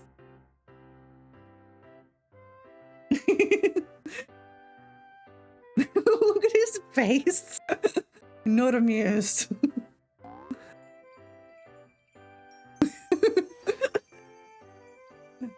Should we help them?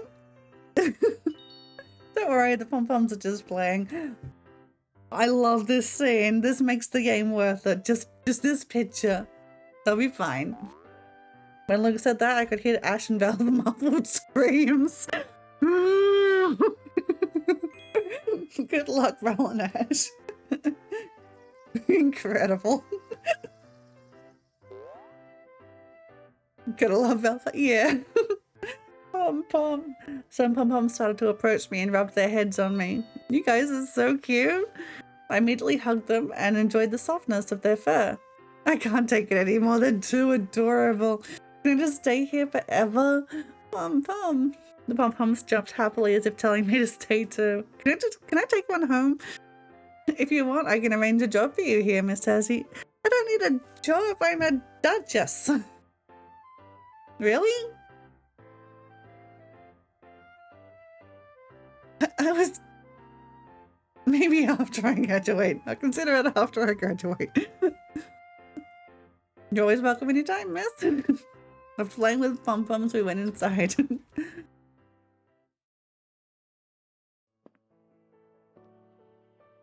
Yeah, I can't drop out of school to become a Luke's servant. Val began to notice the luxury of Luke's mansion. Your family must be a big shot around here, huh? About that. Before Luke could answer, the mansion door opened once again. Pom-pom. What is Seraph doing here? Why is this asshole here? You guys are still as excited as ever. The pom-poms jumped joyfully as they welcomed the man who just entered the mansion, but I became speechless when I saw who that person was. Thanks for welcoming. Oh my god, he has an adorable smile. Why does this asshole have an adorable smile? Seraph? Why is he here? What caught me off guard was not just Seraph's presence, but also his expression. While greeting the pom-poms, he looked so sincere. His smile radiated happiness. This villain can make that kind of face. I bet it is a twin. Look, that is not Seraph. Okay, wait. No, that is Seraph. As soon as Seraph saw us, his smile disappeared immediately. You're here. Seraph shot a sharp glance at Luke, and judging by the sound effect, drew a sword as well. And you even brought your friends? Isn't it Luke's house? Without even looking at us, Seraph walked away with a sour face. For a moment, it was very quiet. Ash, Val, and I were still too shocked to see Seraph in this mansion. Yeah, that's how sharp his gaze was. It did a swing. Yeah. Luke? You live with Seraph? Luke quietly laughed. As you can see, Seraph and I live under the same roof. We come from the same family. Seraph is knife. Luke took a few deep breaths before continuing his story. Oh my god, they're roommates. I thought we were roommates. You could say that our family is quite influential in Angela's realm. Seraph is the son of our patriarch. Meanwhile, I am his cousin. Okay, the cousins.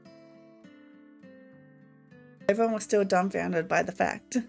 Luke immediately changed his topic to lighten the mood. For now, how about we settle down first? We can talk comfortably after that. Everyone agreed with Luke's suggestion. Luke then asked the pom-poms to lead us to our respective rooms.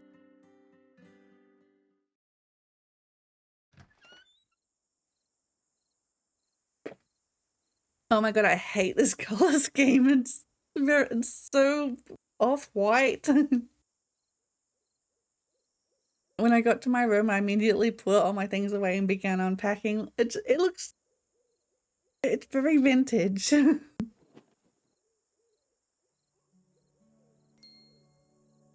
Oh, glad that's done. Pom-pom, do you know where my friends are? Pom-pom. I followed Pom-pom to find the others. Pom-pom-pom-pom-pom-pom-pom. Off-white, but the way it's off is like spoiling. Yeah. Yeah. It's not a good color.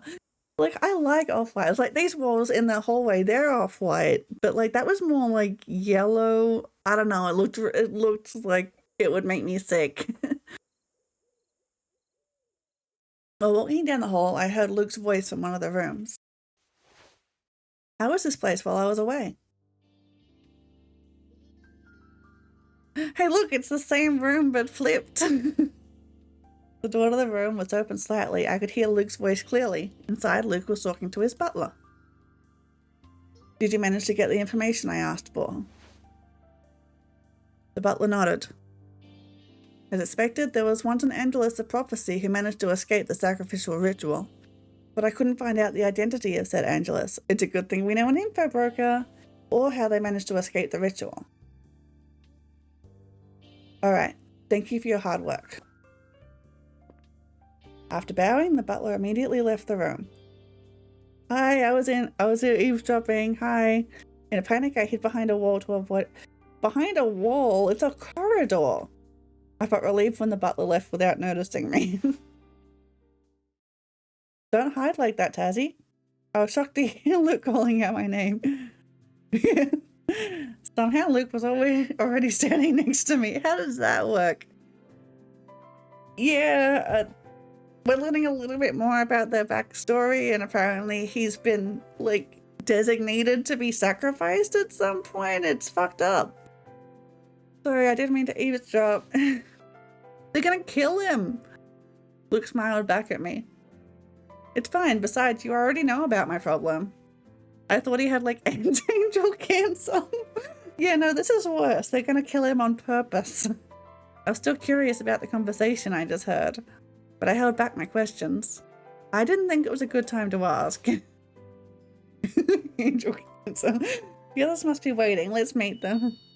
You're right. If we leave them alone for too long, Ash and Val might fight again. Not the angel cancer. Tragic. Is it 50k channel? Wow, you've been watching me for so long. Grats. While enjoying the fresh air, we huddled together to talk about our extra points. Not your extra points, Mug. Speaking of points, of course the pom-poms were with us too. Pom-pom. They definitely served us tea and snacks. Angela's realm technology is absolutely amazing. And adorable. After everything was ready, I called Noir. Charge your damn phone, lady. Noir, please open the message that Mr. Fire left for us. Okay, wait a minute. Noir took out the envelope he got and opened it without hesitation. In an instant, Noir's holographic projection was replaced with Pi. Good evening, everyone. I'm sure you are all eager to earn some extra points. How did he know when I opened this email? Let me explain what you need to do to get them. After Mr. Fire cast a short spell, 3 letters immediately appeared before us. You need to deliver each of these letters to 3 different places. Oh, they're like sending letters, not like ABC. Like, ooh, what's it gonna spell? 3 letters is a short word. The first place is the Hall of Judgment. All Angela's realm activities revolve around this building. There, a great sorcerer of the Ice Kingdom from the human realm is awaiting. That's Ash's dad. Great sorcerer of the Ice Kingdom. Could it be? Yeah, it's your dad, dude. After a few seconds of silence, Ash spoke again. I think I know the person in question. Let me take on this task. The second place is in the middle of the Mystic Lake. We're taking a letter to the middle of Mystic Lake. Is the ink waterproof at least? This lake is a sacred place used for a special ritual in Angela's. And it's, okay, that's a sacrificial ritual. Some say the core that powers the Angela's realm lies there. 666 and 2/3 headbats. That's a lot of headbats. Okay, so the sacrifices power the Angela's realm. They've got to kill people to make the world keep going. That's messed up. This place is guarded by a guardian who has overseen this ritual over the centuries. A special ritual in Angela's realm? Let me handle this place. I also have some business over there. But yeah, that's a kind of fucked up battery. Yeah, I want to meet them. We're going to meet some new characters here. The last place is quite difficult to find because it's hidden. Go to the Garden of Eden, a place inhabited by little fairies. Okay, let's go there. Let's go there. Go to the Garden of Eden. The garden is also said to be visited frequently by inhabitants of the Dark Realm. Inhabitants of the Dark Realm? They must be talking about demons. Let me do this one. I think I need to do something there. For every task you complete, your group will get 10 points. Currently, your total score is 125 points. Your team is ranked second. Okay, let's get first. By completing this task, you will have a great chance of getting first place. I wish you all good luck. Well, that's convenient. Fire's hologram then disappeared. For each task, we'll get 10 points. So who am I going with? That means we'll get a total of 30 points if we do all of them. Wait, Fi specifically said that the task would be of personal significance to every single one of us, but there isn't anything significant to me specifically. Why am I here? The points are by no means small. Right, doing this task will definitely be useful. Let's get straight to it. Ash would visit the sacred courthouse. Luke was going to the invisible lake. Wait, is this my first choice? Like, of which boy I want to romance? Like, have they finally decided I know enough about the boys to choose a boy? Well, Val would try to find the Heavenly Garden. And to think of it, these 3 tasks have something to do with Ash, Val, and okay, I want to see what the other ones do as well. Let me save.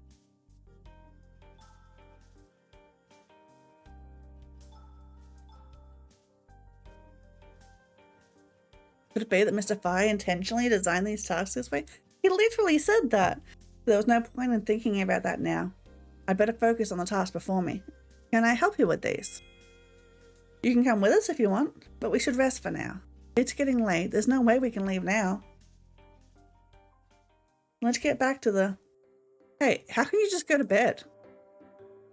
I'm sleepy. Where Evie? Everyone stop moving. What do you mean? Is there something we're missing? A sleepover isn't a sleepover with that thing, you know. Oh, makeovers. We're doing makeovers, right? What are you talking about?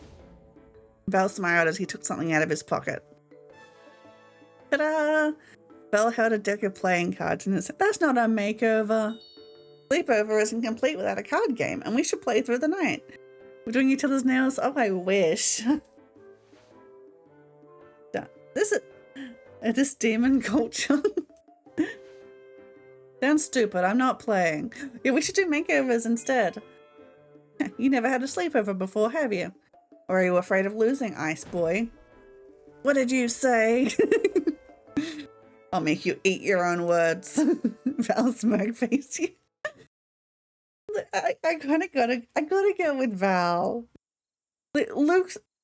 I kind of hate this because Luke's story is the most interesting to me and I want to follow that plot line, but Val is such a good boy. We decided to move to Luke's room so we can play freely. Full house. I won. Of course he did. Slow down there. You're not winning yet, Ice Boy. You can do old boys eventually, aren't you? Maybe. I might. I think we'll see how long they take. Bell smashed his hand of cards. Straight flash, eat that. Ash clicked his tongue in annoyance. Are you upset because you lost? With that smug smile on Val's face. After ridiculing Ash, Val dealt the cards again. Another round. The person who won the most gets to give punishment to the losers. We're doing a punishment game? Just wait, next round I'll beat you. Is the punishment going to be the makeovers? Like, we can't do a sleepover without makeovers. It's the rules. That was just a warm-up. I'd like to see you try. I'm the king of cards. Is the king of the games? Is he like heart of the cards? Is he channeling his inner Yugi? I won't lose either. Smoldering battle between us begun.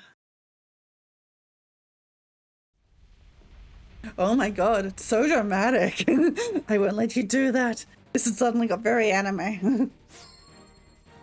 Do you think I can't see through your strategy? This is straight up an episode of Yu-Gi-Oh!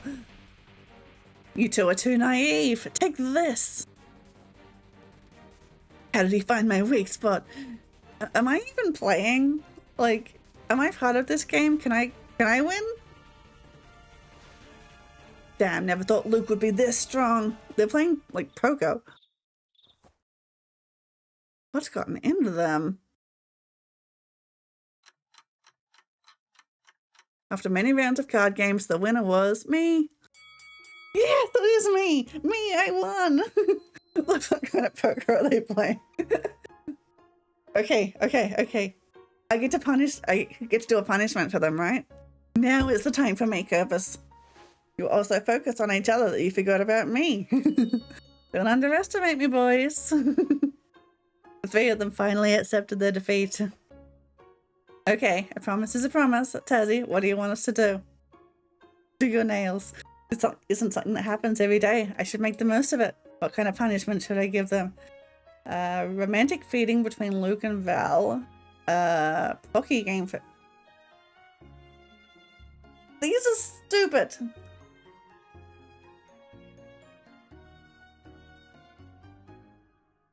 Okay, what are we going with? What scene are we going with? First come, first served. Give me ideas.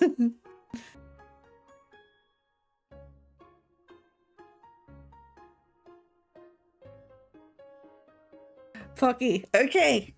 There we go. That was the first suggestion. Pocky game for Luke and Ash. I want to see Luke and Ash play the Pocky game. What? Luke and Ash glanced at each other. Pom Pom, please get us some Pocky. Pom Pom.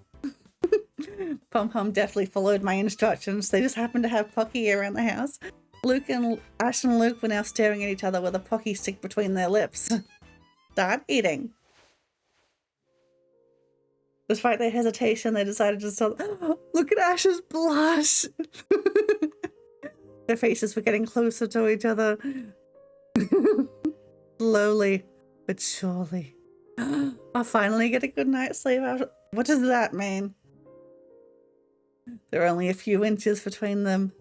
Just a little more. But someone's hand suddenly broke their Pocky. Stop, I can't stand. Come on. I want to see the boys kiss. But they almost kissed. Looks so disappointed. Val wants to play too. Luke laughed at Val. Val, are you jealous? Yes, everyone wants to kiss Luke. Want to switch positions with me? Wait, no, he wants to kiss Ash. No way.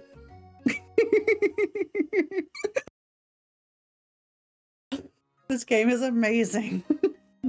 The chance to punish them like this may not come again. I have to make good use of it. Should I give them another punishment? I can do all of them! Okay, romantic feeding between Luke and Val. I'd like to see Luke feed Val romantically. Feeding?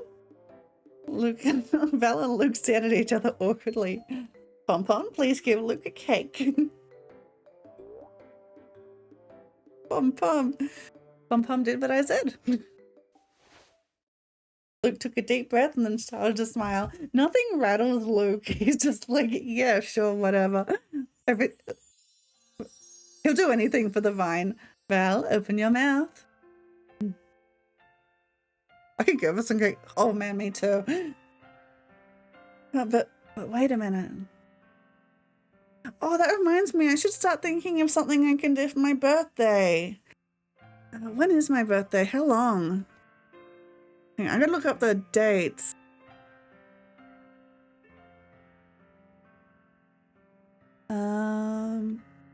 But not this Friday coming, but the Friday after. Yeah, it's in less than 2 weeks. 4th of October is my birthday. Yeah. Hey, don't worry. I'll do it gently, and I'll have to... Unfortunately, I cannot get a cute anime boy to feed me cake on my birthday.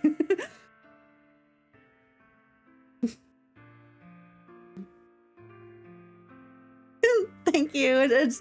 It's not my birthday yet, but thank you.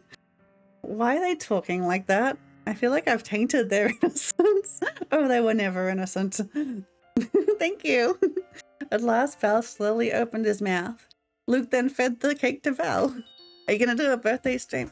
I'll have to think of something. I'll ask in my Discord, like, ideas for what to do for a birthday stream, but I really should do a birthday stream. You got icing on your lips. Without warning, Luke wiped Val's lips gently. God, he's... Oh, yeah, that tracks. That tracks for Luke. Is the cake that good?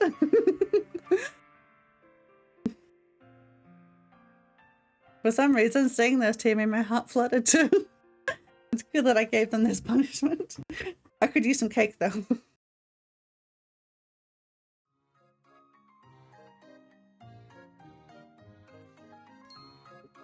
Okay, and now we get them to hug. I want to see Val and Ash hug each other. Seriously? You guys always fight every time you get a chance. Sometimes I want to see you two get along. But Ash and Val and Ash both seem reluctant. Hey, I didn't make the rules. You lost. After a moment of silence, they finally made up their mind. Come here, I'm not afraid to hug you. Bro hug, bro hug, bro hug.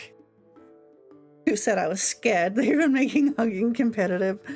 Ash and Val pulled each other into a hug. Finally, you guys look like friends. I bet they're squeezing the hell out of each other. After a few seconds, they let go of each other. However, the pom-pom who was behind Ash slipped while cleaning our cakes. Ranked hugging. Wait, would this scene play out differently if I did it first? Pom-pom. Ash lost his balance when pushed by Pom-pom. Huh? Ash landed right on top of Val. Would that not happen if I didn't do the romantic feeding scene? Hey, get off me. Oh my god, there's a romance cutscene between Ash and Val. Yes, I know. When Ash was trying to get up, his hand accidentally landed on Val's chest. Oh, scandalous. Why did he moan like that? Ash tops. It's canon. What on earth was that? Don't make strange noises. Oh man, now I have to romance Val. He makes cute noises. And he blushes. He blushes and makes cute noises. Just because you're heavy as hell, get off me this instant. After that, they started fighting again.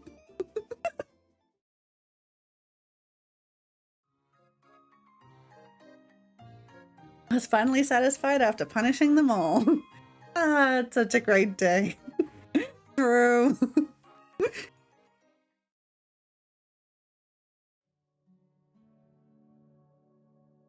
After playing many games, Ash and Val fell fast asleep. Getting late, I think it's time for me to go back to my room. Let me walk you back. No need, I don't want to bother you. Also, we're in the same house. Not like it's a dangerous walk or a far walk. But Luke slipped his hand between my fingers. He's so forward. You're never a bother to me. I'm doing it because I want to spend more time with you. Oh, stop. His words brought a smile to my lips. Okay, thanks, Luke.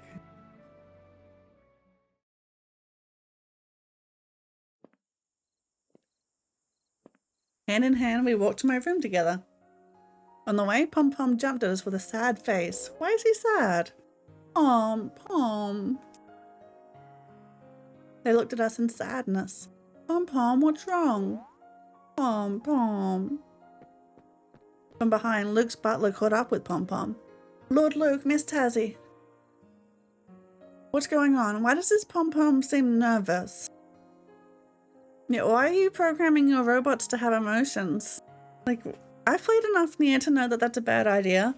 One of the Pom-Poms disappeared a while back. That's why they're worried they couldn't find their friends. I've been trying to find it, but to no avail.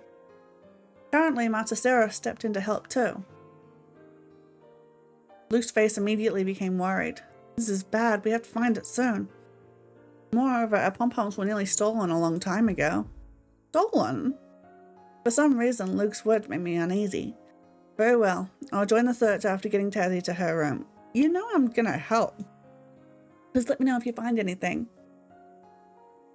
Right away, my lord. After bowing, the butler left us immediately. I'm sorry you had to see that. No worries, I hope the pom-pom can be found soon. Oh, just sad little ball. Just as we were about to walk again, the pom-pom started swarming my feet. They stared at me with their round eyes, as if asking me for a favor. Of course I'm going to help you. There is no... Like, how can... Okay, if there is an option to say no to this, then like that should be an instant game over because that person has no heart. Pom-poms, please let Tazzy rest. I'll look for your friend later. No, we're helping it now. But the pom-poms didn't listen to Luke. They gently rubbed their heads on me. Pom-pom. Looks like they think you can find the missing pom-poms. Sorry, they don't usually do this. I looked at the poor pom-poms. However, just then, the surrounding breeze began to turn grey. Grey breeze? Could it be that this breeze came from the missing pom-pom? What did grey mean again? I tried to determine where this breeze came from. For a split second, I could see a jet black breeze among the... Oh no, black as malice. However, a second later, the black breeze disappeared. Yep, helping it. What was that? Was that just my imagination? No. Tazzy, what's wrong? Luke stared at me worriedly. I didn't even notice we were already in front of my room. About that. The black breeze that I saw was still in my head. For some reason, I got a bad feeling. I should...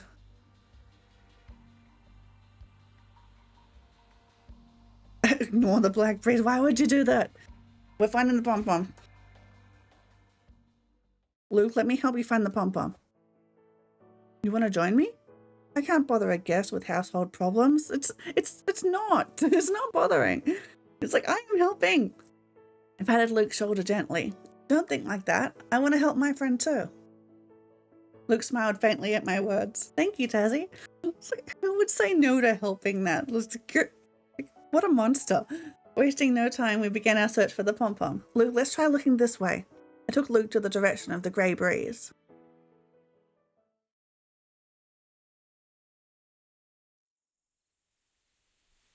The breeze carried us towards the mansion gardens. It was hard to tell which way to go in the darkness. Pom-pom, where are you? I paid close attention to my surroundings.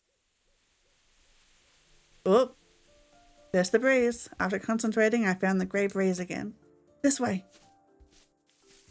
At the end of the park, I finally started to hear something. Pom? Pom-pom, are you there? A suspicious man smothered a pom-pom while trying to climb it. Don't smother the pom-pom! Damn, I got caught because of you. Who are you? Give me the pom-pom. You're rich. What's wrong with giving me one of these robots? Pom. Pom-pom trembled in fear as he was held in the man's hand. I can't just sit back. We are going to first persuade. We'll use magic if it does not work. Listen, I think we can have a good talk about this. How about you hand over the pom-pom? And the man cut me off in an annoyed tone. Shut up, you're trying to trick me, aren't you? The thief was pointing a knife at Pom. Okay, yep, we're dealing with this now. He looked emotionally unstable and aggressive. Don't move.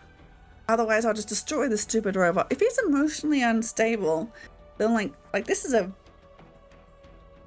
It seems like too much of a heist to pull off, like, spur of the moment of insanity. Luke and I froze. The situation was getting out of hand. Pom-pom! All of a sudden, the pom-pom started to rebel. Pom-pom's unexpected action caught the thief off guard. Luke took advantage of this moment. Bind.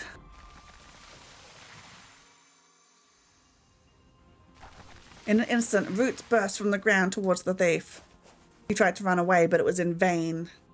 At high speed, the roots caught up with the thief and strangled his leg. Ugh. I think strangled was the right word there. He accidentally released the pom-pom when he lost his balance. Pom! Pom was thrown into the air, crying in terror. I have to catch it. I immediately took out my fan. We're having a magical girl moment. I focused all my mind to use my magic. Oh, wind, heed my call. I don't think the words are necessary, but it's very dramatic. After swiping my fan, a thin layer of wind caught the pom-pom. I controlled the wind to move towards me. Pom-pom, are you alright? I hugged the poor pom-pom. Thankfully, it wasn't hurt.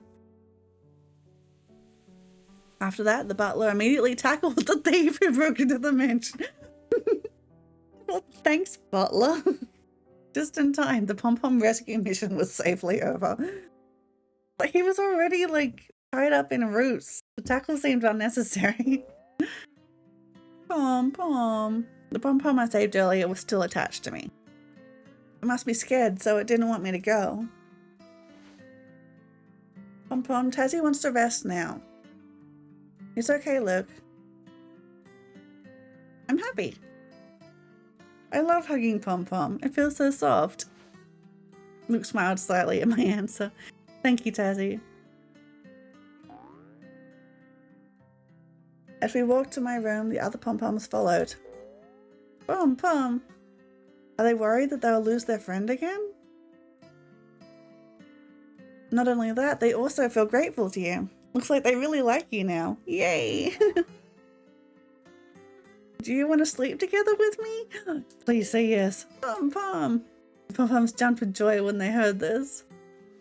As soon as we got to my room, Luke patted my head. Get some rest, Tazzy. You must be tired. However, Luke was still staring at me. He held my hand tightly, as if he didn't want to say goodbye. Hey, I'm in bed. Don't stare at me in bed. It's creepy. What's wrong, Luke? Luke was silent for a moment before mustering up his courage. I know this is selfish, but can I spend more time with you? Does that mean what I think it means? Luke's request made my heart skip a beat. Unconsciously, my lips curved into a smile. Luke.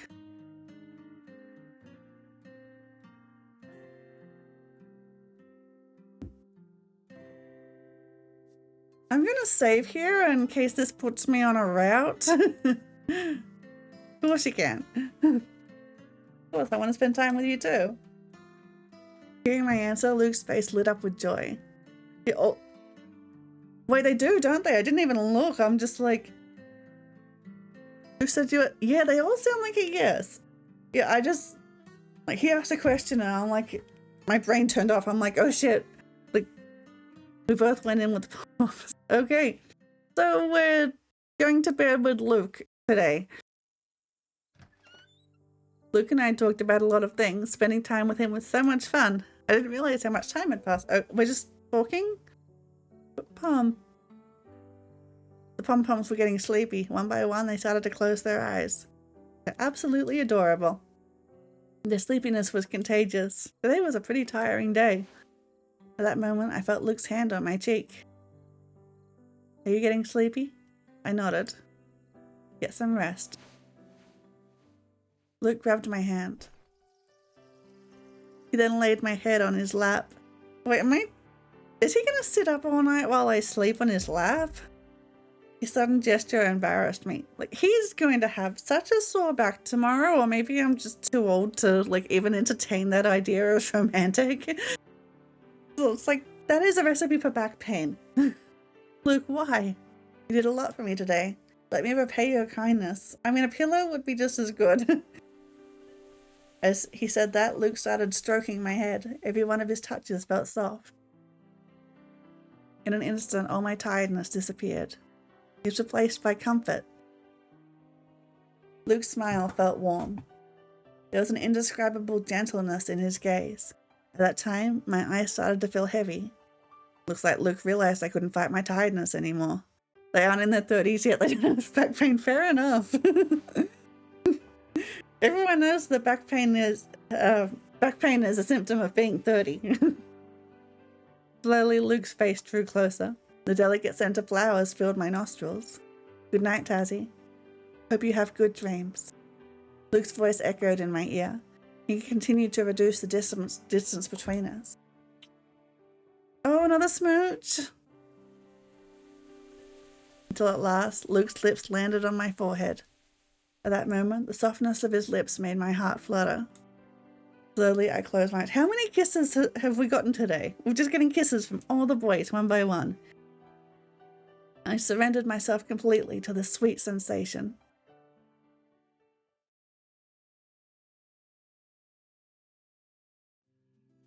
And it's morning.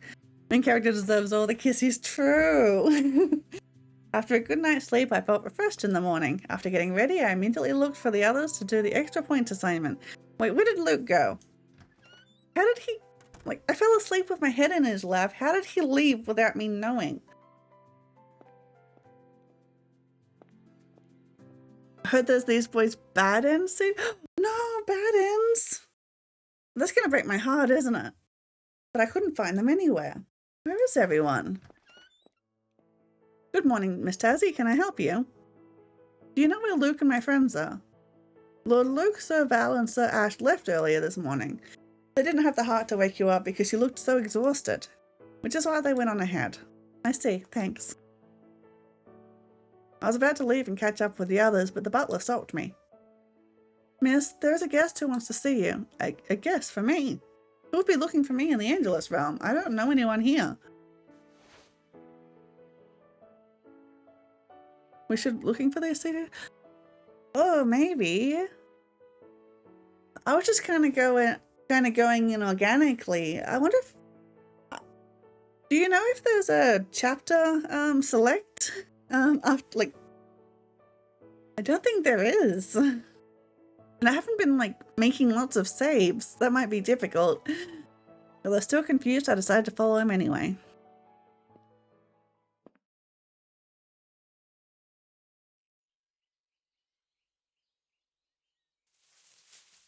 My body immediately froze when I saw who the guest was. It's Mum! Jazzy, here you are. I couldn't believe my eyes. Mum? It's Mum!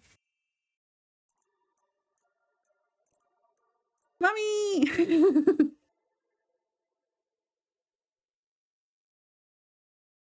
Man, they keep ending chapters on cliffhangers. Can Mum help with little bro's problem? Hopefully.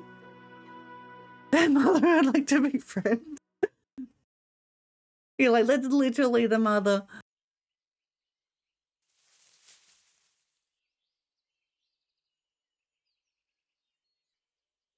I actually have to end the stream here. I really want to keep going. I really want to talk to Mum, but I have a doctor's appointment soon. I gotta go. You guys will just have to come to the next stream if you want to see what Mother's deal is. Okay, let's find someone to raid. Yeah, I'm really sorry I'm ending it so yeah, so abruptly, but yeah, I just realized that yeah, I gotta go, but yeah, I am so invested in this game too. Boy kissing is serious. Yes, okay. Doesn't look like there's anyone else streaming this game. Let's see, what have we got?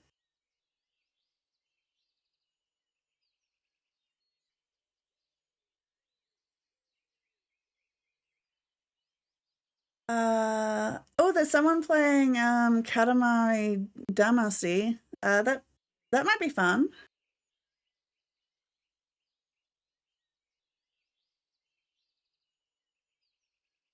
Oh wait, they're not? No, they're drawing. Okay, they've got the Katamari Damacy reroll. Let's keep looking. I always close that before. Okay,